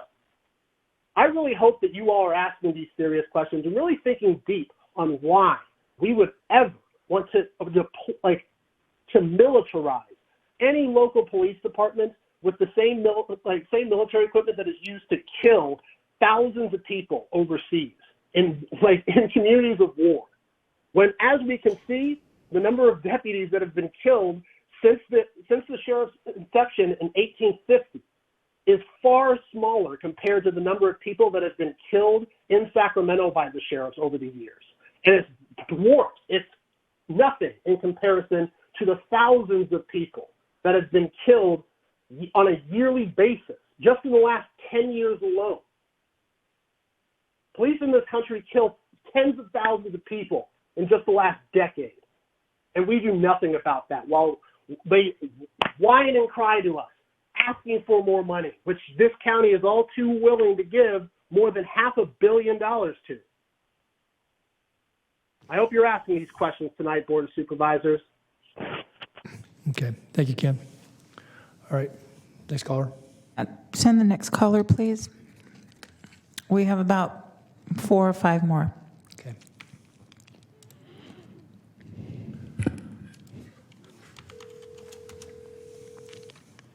Hi, caller. Please start with your comments. You have 3 minutes. If you could mute the meeting in the background before you start talking. Yes, hi, this is Blanca. Just like Mr. Harris said earlier, you all do what you want regardless of our comments. But anyway, the sheriff and government is supposed to represent us, the people. We are supposed to, or you guys are supposed to serve us. One of your main duties is to secure our rights as outlined in the California Constitution and the Constitution of the United States of America. We are talking about military equipment. It is military equipment. The name states what the equipment is for. I am an Iraq combat veteran. I served in OIF too. I've seen firsthand what some of this equipment does. Will these tools be used against us citizens? The California legislature is currently trying to pass a law that law enforcement has to enforce public health orders or be defunded. Questions to consider. Are we on our way to what is happening in China, a police state? A sheriff deputy told me that he follows orders from the supervisors. Government and sheriffs are meant to secure our rights, not follow orders from the Board of Supervisors, not to follow orders from public health, not to follow orders from the governor or even the president. How is this military equipment in line with securing our rights? In compliance with the policy you guys are talking about, any law that goes against our rights is null and void, according to our Constitution. So again, I kindly ask a board member to please ask, how is this policy and equipment aligned with securing our rights? The Constitution is not suspended in an emergency. Neither are the Bill of Rights. And when I called upon a sheriff to help me, I was told the sheriff follows orders. What the previous speakers said also happened in the Capitol about the misuse of this equipment. There was defenseless mothers who were arrested because they were participating in civics, engaging in peaceful noncompliance. Will this keep happening? Thank you. Thank you, caller. Next caller. Next caller, James.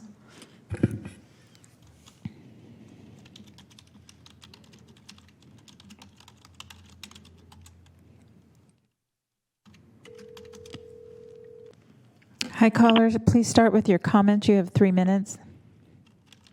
Thank you. Hi. Unfortunately, I became aware of this issue too late. Still, I feel compelled to give my public input.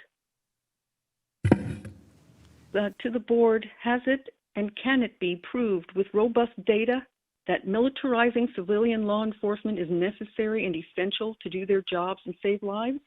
Show me. Or is it merely a grab of free toys for law enforcement to quote-unquote play with?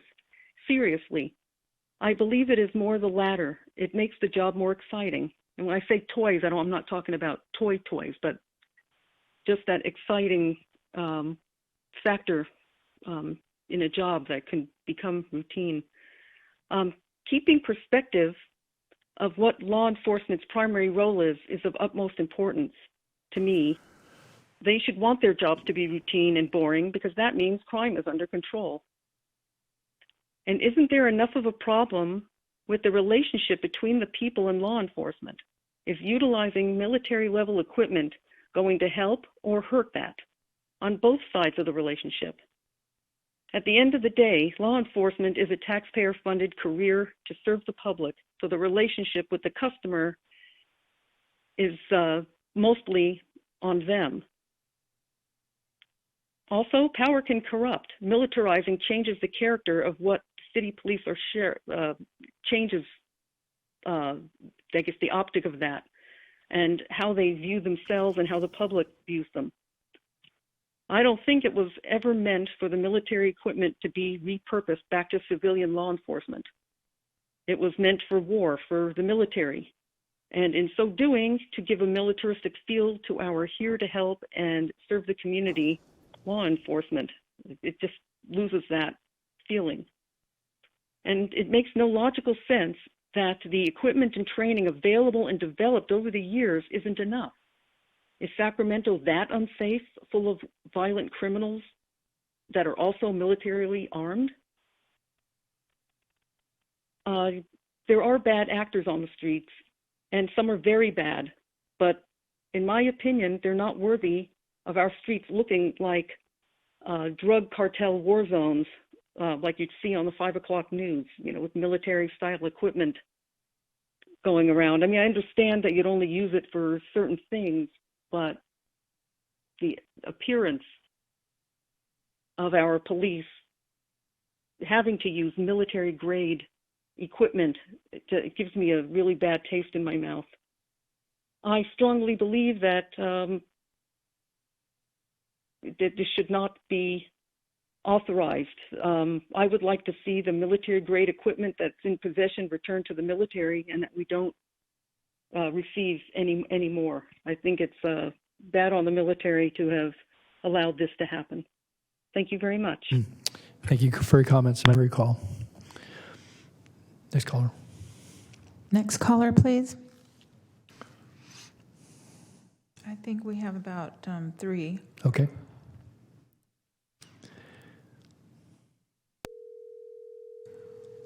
Hi, caller. Please start with your comments. You have 3 minutes. Thank you. Good evening, Board of Supervisors. It's definitely past my bedtime, but I'm just too heartbroken to not call in tonight. First, I just want to thank MAC for their vulnerability and willingness to share the truth with you all tonight. I hope you really are as grateful as I am, and I know other community members are. They are an expert and have been on the front lines of the violence caused by the Sheriff's Department. It's so dissociating to hear this county's leadership talk about racial justice and George Floyd and Breonna Taylor, and then do nothing to prevent violent responses to racial justice protests when the opportunity is handed to you on a silver platter. This is honestly, listening to this is just honestly so deeply, deeply heartbreaking. I'm just heartbroken that you all, this board, elected to represent us, don't seem to be taking this opportunity created by the state legislature and community organizers to hold the sheriff accountable. The sheriff has used their military equipment to make my friends' bodies bleed. Their rubber bullets almost killed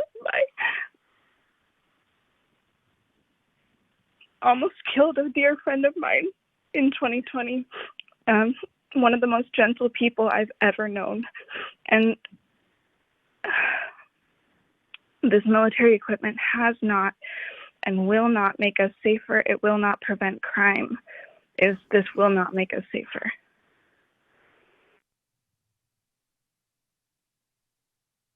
Thank you, Liz. Okay, next caller. Before you take this call, sorry. I wanted to ask you a question. So, Just 1 second, James. yeah, if I could. So maybe this is for Lisa. So what's before us, the statute required an introduction of the discussion by May 1st. We're not under any immediacy to have to act this evening. There's, 180 days? So we're hearing from folks this evening. We've asked some questions of the Sheriff's Department. We're not required to act this evening. Is that correct? That's correct. Okay. But we will, again, but for utilization for any of the items that are listed here, whatever their nature, we would have to act within 180 days. Otherwise, they would be prohibited from using everything that's listed here. Is that correct? That's my interpretation of the statute. Okay. So again, I think for purposes of this evening, though, again, as we're receiving certainly testimony and getting an opportunity to hear from folks, certainly from the Sheriff's Department, but also from the community, I just wanted to be clear. So this is meeting the law relative to the first public hearing and introducing the topic and discussion, but we have ample opportunity over the course of the next 6 months to ask more questions and to have this back before us. Is that correct? Yes. Okay, good. Thanks, Lisa. Through the chair. Mr. Chair, so I just want to make certain I heard correctly. If we don't act today, then the Sheriff's Department is unable with every passing day to use the equipment? No, that's not. No, that's it's not right. Okay. Yeah. So I'll refer to the actual statute. It's Government Code 7071, subdivision A2. It says no later than May 1st, 2020, a law enforcement agency seeking to continue the use of military equipment shall commence a governing body approval process in accordance with this section. If the governing body does not approve the continuing use of equipment within 180 days of submission of the military equipment policy, the law enforcement agency shall cease to use the military equipment. So in other words, they have 6 months to continue using it, is according to the statute. Great, thank you. Yep. Yeah, that was my understanding. And Eric, did you want to weigh in the same thing? Okay. No, thank you, Chair. That was the clarification. Great. Okay, good. Thank you. Okay. All right. Next callers. Flo, go ahead. Sorry. Next caller, please.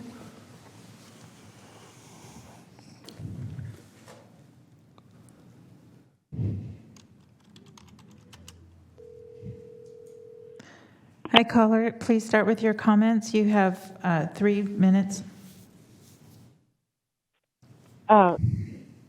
Yeah, my name is Denise Schweinfurt. Upon reading this description of military use, I initially thought, well, these are necessary. You know, drones are necessary, and a lot of these vehicles, they're all necessary. I mean, our law enforcement have a difficult job. Some of these criminals on the streets have military grade weapons. So I thought, yeah, this is, I think that they should get these things. But once we started getting into the 50 caliber and I got to this 40 millimeter launchers, I started wondering, is this really necessary? Because I see this 40 millimeter launcher is used in crowd and riot control situations to deploy chemical agents, smoke, and aerial distraction devices. And I think if there's a situation that would require something of this magnitude, then isn't there like the National Guard? Shouldn't that be a National Guard military reason to be out there and not our law enforcement? We need our law enforcement to do our city things and let the National Guard come out and do things that are in that magnitude that would need this kind of stuff. But I mean, I think it does need to be separated in what should be issued. I don't think some of these things our police officers should be put in the middle of. Their jobs are hard enough. Let's utilize our National Guard. for things that would require something like that. I mean, I don't know my weapons. I don't know guns. I'm just saying that for riot control and crowd control, I think it's going overboard and can be too much force. And that's all. And just thank you for being there this late. I appreciate that you're listening to us, and thank you. Thank you, caller. Okay, next caller. Can you transfer the next caller, please?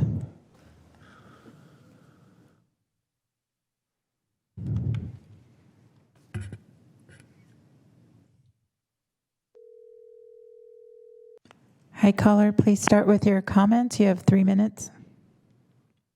Thank you. When do I start? Go ahead. You can start now. Okay. I'd like to make comments directed at the people that are so intense about military hardware coming to the city police or the county sheriff or law enforcement at any city, any state in America. I am a minority man, dark skin. What I did do was follow and observe different peaceful protests over the time, 2020 on. What I did notice, peaceful protests were not peaceful. They were violent. There was people embedded in those protests. They were trained. I have military experience. I saw crews of 3 and 4 with umbrellas to block vision. I saw crews of 3 and 4 determined to do property damage. It starts peaceful. What I saw and observed and I caught on my camera and video, the majority did not have any respect for property. They had no respect for authority. They had no respect for me as a citizen. Once they realized, because I was minority, they assumed I was part of them. Once they realized I was recording them, they turned against me and assaulted me and knocked me to the ground trying to get my camera. I turned that video and camera over to the law enforcement so they could pinpoint people who were defacing, damaging, smashing property. And they came prepared. They came prepared with sledgehammers and some kind of devices that were designed to break the plexiglass at the county attorney. They came prepared. Now, there might have been people who were there who were peaceful, had good heart, but some of these people came from out of town. I talked to them, and they talked to me freely, because being a minority man, they assumed I was part of them. The law enforcement, if they escalate their equipment, the need is because the public citizens are no longer citizens. They're thugs, they're terrorists, they're dangerous, and they could cause harm. So the law enforcement has all the right to protect themselves. And this lady who said having the law enforcement have military hardware leaves a bad taste in her mouth. Blood leaves a bad taste in a policeman's mouth when they throw stuff like bottles and rocks. And these guys are trained, they're equipped, they come prepared, they come in teams. So your average citizen, they blend in with the average citizen. And I just want to say, the police, the law enforcement, if they escalate their protective gear, it's because the public has escalated their violence and their animosity and their hatred towards law enforcement, which is designed to protect them. They need to check themselves. I saw it on a video, and I just want to support the law enforcement, and people who are so hateful to the police need to stop and take a look at themselves. They're the violent ones. Thank you very much. I try to keep within 3 minutes. You did. Thank you very much, sir. Thank you for calling. Okay, next caller. That concludes your public comments. I'm going to close the queue now. Okay, thank you, Flo. Okay, that is our public comment on item 4. So, opportunity for board members to weigh in. I have Supervisor certainly in the queue. Great. Thank you, Mr. Chair. No, the hour's late, so I'll try and be brief. So understanding that we do have some time, before we need to act, I would like to put out for consideration trying to acquire some more information that's not presented in, at least I didn't see it in the inventory. And I suspect that the construct of the inventory is really guided by the statute in terms of the way the content is presented. But I also, unless I'm counseled otherwise by our attorney, that's a floor, that's not a ceiling. So we could ask for more detailed information, could we not? That helps inform a decision, I assume. Yes, that's correct. Okay. And can I just add one thing, because I think I know where this may be going. If you do, You've been sitting with us for a long time, huh? if you, I mean, it sounds like there may be concerns with specific types of equipment, because basically the law says for all of the listed equipment, you have to go basically one by one. Mm-hmm. I mean, not really, but Right. you should go one by one, and it has to meet certain criteria in order for it to be approved, and that's in, let's see, 7071 subdivision D. You have to make sure that each piece of equipment meets 4 different standards in order to have it approved. So if there is the will of the board not to approve certain pieces of equipment, it would have to be analyzed under that subsection in order for it not to be approved. Does that make sense? Sort It's of. kind of a double negative. Yeah. 7071D1, and then A, B, C, and So D. let me complete my thought, and then you tell me whether or not it comports with what you just mentioned. So the information that I'm interested in, given the nature of some of the back and forth with the captain earlier, and understanding from the department's perspective what is necessary. I would like to know how the equipment that's in the inventory, how much it's been used, if at all, in the past. I think that is something that really comes from the limited discussion tonight on the 50 caliber high velocity rifle. There may be other pieces of equipment. I mean, the dumpster back and forth as well, or the dump truck question and answers also kind of contribute to that inquiry generally for the entire list. I'd also like to understand which pieces of equipment are directly related to de-escalation, because there's been a liberal mention of de-escalation tonight. And also which pieces of equipment are really designed and acquired to replace what would otherwise be deployed as lethal equipment. So for instance, just as a layperson here, not someone with a great deal of law enforcement background or munitions knowledge, beanbag shotguns, are they basically a substitute in certain circumstances for what would otherwise be a live shotgun round? And so I'd like to kind of understand the nature of which, what opportunities or decisions are made about the deployment of each, lethal and non-lethal, and how that relates to the inventory. These are some of the questions that I think would better inform, the answers to these questions would better inform the board about what we might conclude as kind of a reasonable list of equipment that attempts to balance necessity with certainly, protecting the men and women of the sheriff's department. I think that's not lost on me at all. Is that the last thing I would want to do is make it be part of a decision that restricts or makes unavailable any piece of equipment that might lead to injury or, God forbidding, death of a peace officer because they didn't have a particular piece of equipment. So that's kind of my thinking right now, is I want to have a little bit more information and discussion about those 3 aspects of what we're being asked to consider before making a final decision. Okay. Thank you. Thanks, Supervisor Cerna. Okay, I have Supervisor Kennedy and Supervisor Frost both in the queue. Thank you, and I agree. We do have time. I will tell you that if I was forced to make a decision tonight, it would be no, because I'm just not prepared, for one thing, and also because I think that the inventory list is too broad and far-reaching. I mean, I hate to use the two examples, but it's a good example. We have a 50 caliber rifle next to a 5-ton dump truck for flood purposes. That's a strange decision to have to be making, and it's not entirely logical to me.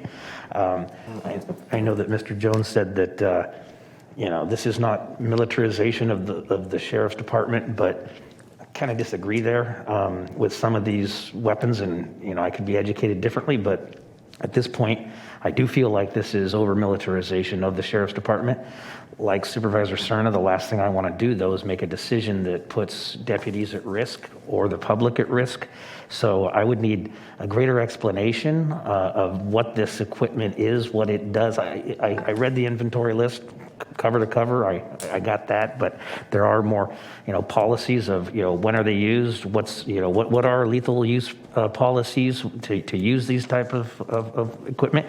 And also, just to be crystal clear here from council, it sounds like as a board, working with people who have more expertise in the subject than we do, we could go page by page on that thing. Correct. Okay. Yeah, and just to put a finer point on the question by Supervisor Cerna and your point, when we come back, or maybe in preparation, the Sheriff's Department would want to concentrate on the language of the statute that I mentioned, because basically, to both of your points, one of the findings is that the military equipment is necessary because there's no reasonable alternative that can achieve the same objective of officer or civilian safety. And then also that the proposed use of the equipment will safeguard the public welfare, safety, civil rights, civil liberties. Those are the two big ones. So I think it would be very helpful to the board to have information based on that lens versus anything else. You used the exact word I was going to use, lens. That's exactly, I would like this to be analyzed under that lens. And, I'm eye-racking this now, Lisa. But I need more information. I don't think that I agree that the entire package needs to be approved, but I can't say that definitively now because I just need more information. So I tend to be pretty much where Supervisor Cerna is on this one at this point. Okay. Just before I go to Supervisor Frost, I just wanted to ask to the last point that you made, Lisa. It seemed to me that some assistance from, and obviously with Eric Jones here, and obviously your understanding of the statute. I know the Sheriff's Department obviously has counsel and certainly have the expertise in their special enforcement detail. I don't know, maybe something, again, maybe Eric, you could speak up, or Lisa, if you were tasked with being participatory in that role, in some of that, evaluation. Obviously, the Sheriff's Department will have their own evaluation. They provided some of that to the degree they could this evening, but I'm curious, is that appropriate to ask the two of you? We don't have an Inspector General. This really isn't, wouldn't necessarily fall in that category, but we have a vacancy there. So I guess I'm wondering, in working in concert with your expertise, certainly yours from a legal standpoint, counsel for Sheriff's Department, and then obviously we as lay people, but certainly as representatives, having to make some decision, as the legislation points out. And I think questions that have been asked, and I want to give Supervisor Frost a chance. I just want to understand, is it appropriate to us for the task, you folks, with that? As far as from County Counsel's perspective, I do believe that Jim Wood, who works with the Sheriff's Department on some legal issues, not all, was at least informed and maybe contributed to some of the information provided. I don't know exactly, but he was aware of the approach. But I could certainly have him be involved in assisting the sheriff's office in concert with their actual attorney that they have in-house. And I think assisting us with the analysis as well. I mean, again, because they've given us their take on this, and I respect that. But I think that as we're trying to get some additional review, recognize this is the first time we've had this, on our plate. So, it would definitely behoove the Sheriff's Department to have take it through the lens that you're asking, because it would make them maybe get some of these pieces of equipment approved. So. Okay. All right. Thanks. Eric, did you want to respond? I want to Actually, I'm sorry. Can I weigh okay. in on sure, that? I'm sorry. So I'm not sure that it's appropriate for Eric to weigh in. He doesn't know the sheriff's department. Okay. He doesn't know the kinds of things they're faced with. He's new to this community. I think it would be more appropriate for the sheriff's department to look at that inventory with the lens that you're speaking of. And certainly they could reach out, consult with Mr. Jones if they felt the need to do so. But I think it's more appropriate for the sheriff's department to do that, since they know what their needs are. Okay. I mean, I have not the same comment, but obviously we're not going to insert ourselves if the sheriff's department does not want us to be, but we are willing and able to assist if needed. Well, and again, my point in just raising the issue, though, is that the five of us are asked to make some decisions on this. Again, I'm right from the get-go. I don't claim the expertise in any of those areas. I might be able to drive a Hummer, but beyond that, I don't, again, so, but I'm not pleading ignorance because, again, I understand, the force that can be, behind some of this equipment. It's explained in the report here and so forth. But as we're talking through from a policy perspective and, equipment that we currently have on hand and that we might or might not receive in the future, I just think it's important that we can make an informed decision as a board, hearing certainly from the Sheriff's Department, from others. So, again, I'm just looking for some assistance. But I know Supervisor Frost and Supervisor Stern are both in the queue. So, Supervisor Frost. Yeah. My understanding when I came here tonight was that we were just approving, it's like they're reporting the list of equipment that they have, but this is us approving the equipment and under the criteria indicated. And so I feel the same way I have a couple of questions. And I don't know if you can speak to it tonight, about the microwave, the LRAD long range acoustic device and the microwave weapons. Do we have, this is on your list, and what situation would you use those weapons that you couldn't use it somewhere else, that there's no other alternative? I've read articles about these new microwave weapons, and they do look kind of scary. They stop you in your tracks, basically. Thank you, Supervisor Frost. As far as microwave weapons, I'm not certain that we have any of those. We do have the long-range acoustical devices.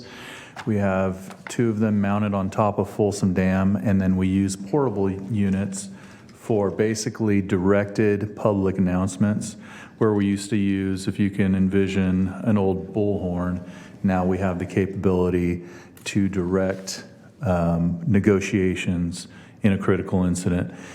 We use them for that purpose.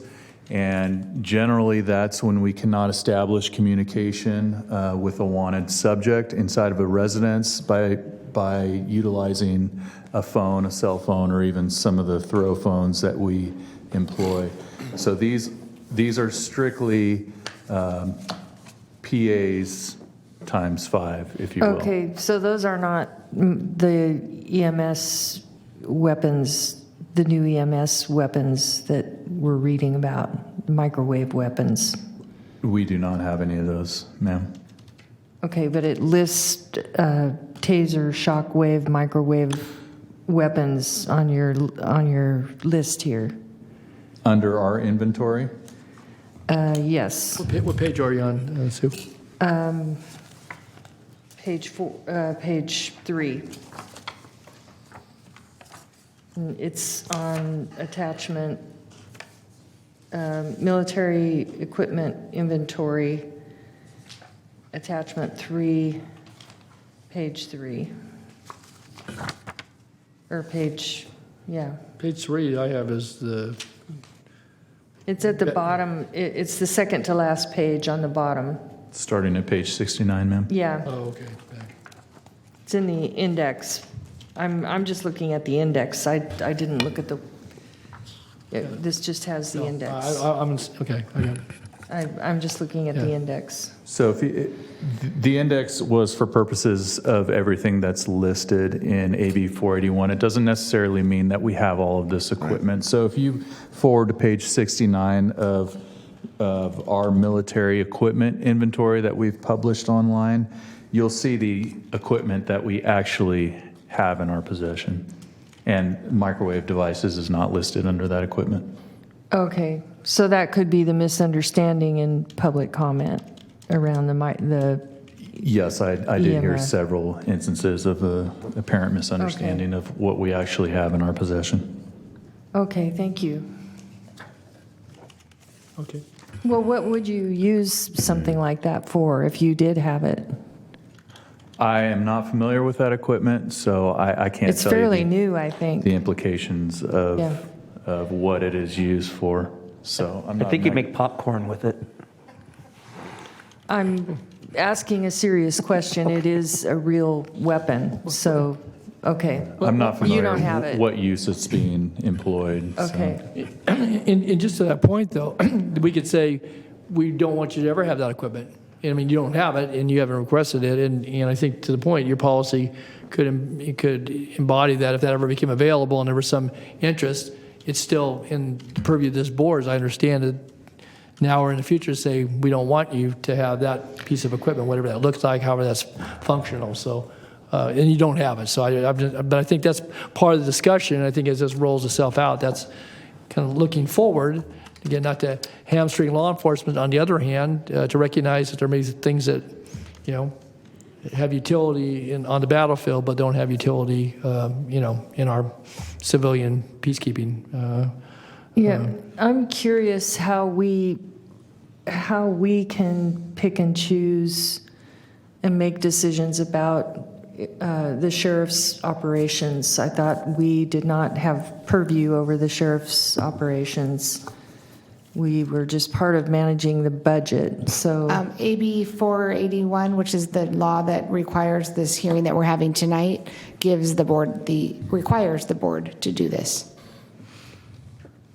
Yeah, I wonder about that. I wonder if it's constitutional to reach into the sheriff's operations like that. Well, that's a question that I have. The assets, though, belong to the county. They're under the command and control of the sheriff's department, but they're still county assets, which still come under our overall authorities. They don't just purchase and or acquire equipment just because. I mean, the sheriff has certain authorities, but as the other department has, but those are still county assets, Sue. So I would think that even prior to this, maybe it didn't get the scrutiny, but we still have the ability. I remember a couple of years ago, there was this board that, when that last Bearcat was received, that it wasn't a unanimous vote on the board. So there's been some policy precedent previously, but it probably puts us further into the detail than before. No difference than a patrol car. Yeah. Patrol vehicle. Yeah, but fair question. Okay, Sue, anything else? All right, that's it. Okay, Supervisor Stern. Great, thank you, Mr. Chair. I just want to point out, too, that I think this is a decision that should happen with all five of us here.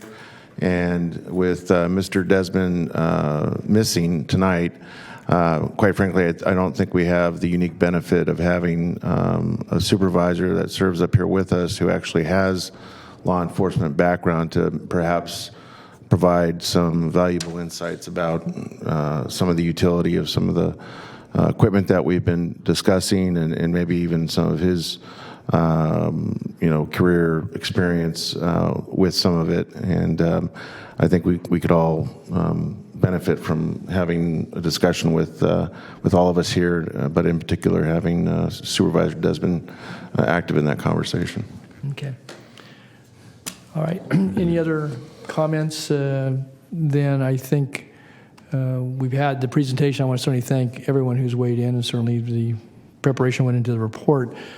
And I guess I would turn to you because, again, I trust that with the work that's been requested here, that it's going to take at least several weeks. And again, I know our calendar's getting full. And again, this is the second evening now we've been in past 10 o'clock, which is fine. And again, I think we're accommodating the public, and certainly it's tough on folks who may have had an early shift today. But I do think that this is an item that we're going to want to have certainly 5 board members, if we can plan on that, and give ample time for the public to have access to the information, certainly for the sheriff and others to prepare to respond to the questions, and then have it for our deliberation. We have this window of 180 days from May 1st. Correct. So what would be that very outside date? December 1st, I think. May 5th to November 1st. November 1st. Yeah, so it could definitely be after the recess. Yeah, so there's some time, again, but I think we want to allow ample time, recognizing there could be very well be differences here, and we're going to have to make some decisions at some point. So, Mr. Chair, too, if I could, it also gives the Sheriff's Department, whether it's the captain who we heard from today or others, to make arrangements to meet one-on-one with individual board members to have those conversations too, in advance of a hearing. And I know they offered to do that, I think, and this showed up pretty quickly. But, Ian, any recommendations as to when we might continue to? I would suggest after the break, after the summer recess. Okay, so maybe in July. Look sometime in July. Yeah, maybe give the clerk and the county executive time to figure out which dates work.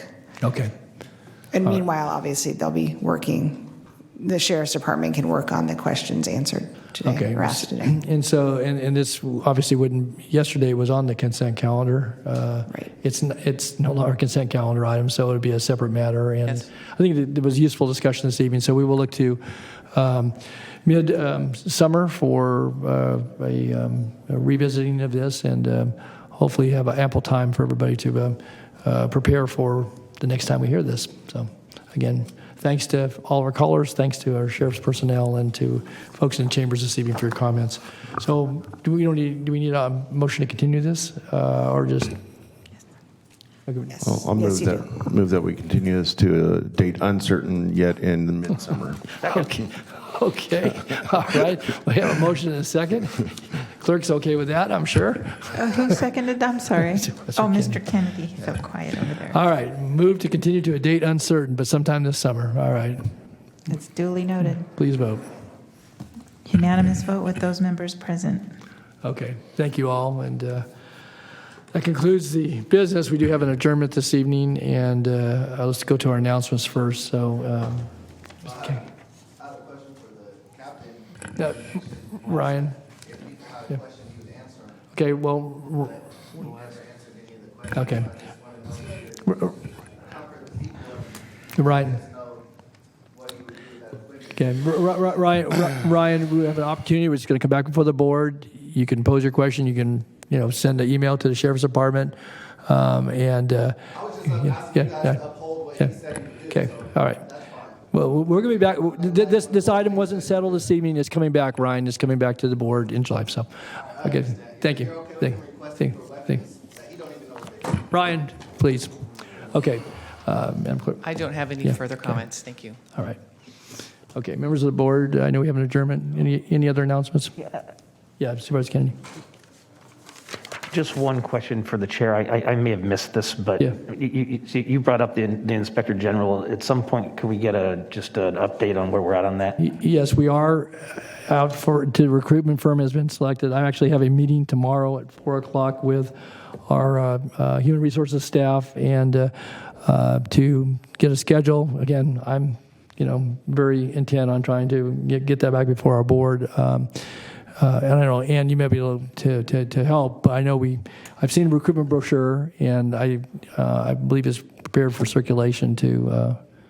Yes, it's my understanding is that the first week of May it will go out. Yeah, right. And so we'll share it. So, but timely question, Supervisor Kennedy. And so I think once we've had a chance to iron out the details, at least the schedule, we can share that with board members to let them know. Great. Yes. Thank you. Okay, good. All right. Okay, if there's no other announcements, then Supervisor Frost. Thank you, Chair Natoli. This evening, I unfortunately have a close in memory of one of our valued veterans in Sacramento County, Glenn O. Wilson. Glenn O. Wilson, U.S. Air Force retired, was born March 31, 1937, reported to God April 9th, 2022. He is survived by his life partner, Betty Wilson, his children, 11 grandchildren, and 2 great-grandchildren. Glenn enlisted into the U.S. Army Reserve in 1953 and then re-enlisted into the U.S. Air Force in 1955. His MOS military occupation skill was radar technician. Glenn flew on various missions from a variety of duty stations: Osan Air Force Base, Korea, Japan, Austin, Texas, Andrews Air Force Base, Washington, D.C., Mather Air Force Base, Sacramento. Glenn served tour of duty in Vietnam 1967 to 1968 at Toi Hoa, pronounced Toi Wasa, and he retired from the United States Air Force in 1975. After his service to our nation, he established a tax consulting business until 2016. Glenn was also employed in 1977 at the Sacramento Army Depot until his retirement again in 1996. Glenn was a veteran's veteran. He was an advocate, well-respected VSO, Veterans Service Organizations statesman. He held numerous executive staff positions and was a member of various veteran service organizations: Disabled American Veterans, American Legion, VFW Cooties that met in VFW Post 4647, and served as VFW District 17 Post Commander. Glenn was presented with the Congressional Service Award and Bronze Star Medal, the George Watches in a Freedom Medal, and many others. Glenn Wilson had diplomatic skills of Prime Minister Disraeli, a command presence, a well-earned deep respect and admiration from veterans who had the fortune to work with him. Glenn's demeanor and persona could be described as Jimmy Stewart style. He was quite humble, confident, had a claiming effect to those not grounded. His downrange vision was extraordinary to those who knew him. Sacramento County area veterans community will feel the absence of this humble citizen and gentleman patriot. We send our prayers to his nuclear family as Glenn Wilson renders his final salute to all of us and reports to his final station in heaven. God bless America. God bless Glenn. God bless all the veterans who carry on his mission. Thank you. Thank you, Sue. And again, we give our heartfelt condolences to Betty and to, as Supervisor Frost noted, to the Wilson family. And we certainly acknowledge and commemorate him this evening in our adjournment in honor of Glenn Wilson. If there's nothing else coming for the board, we will stand in adjournment and have a safe travel home this evening.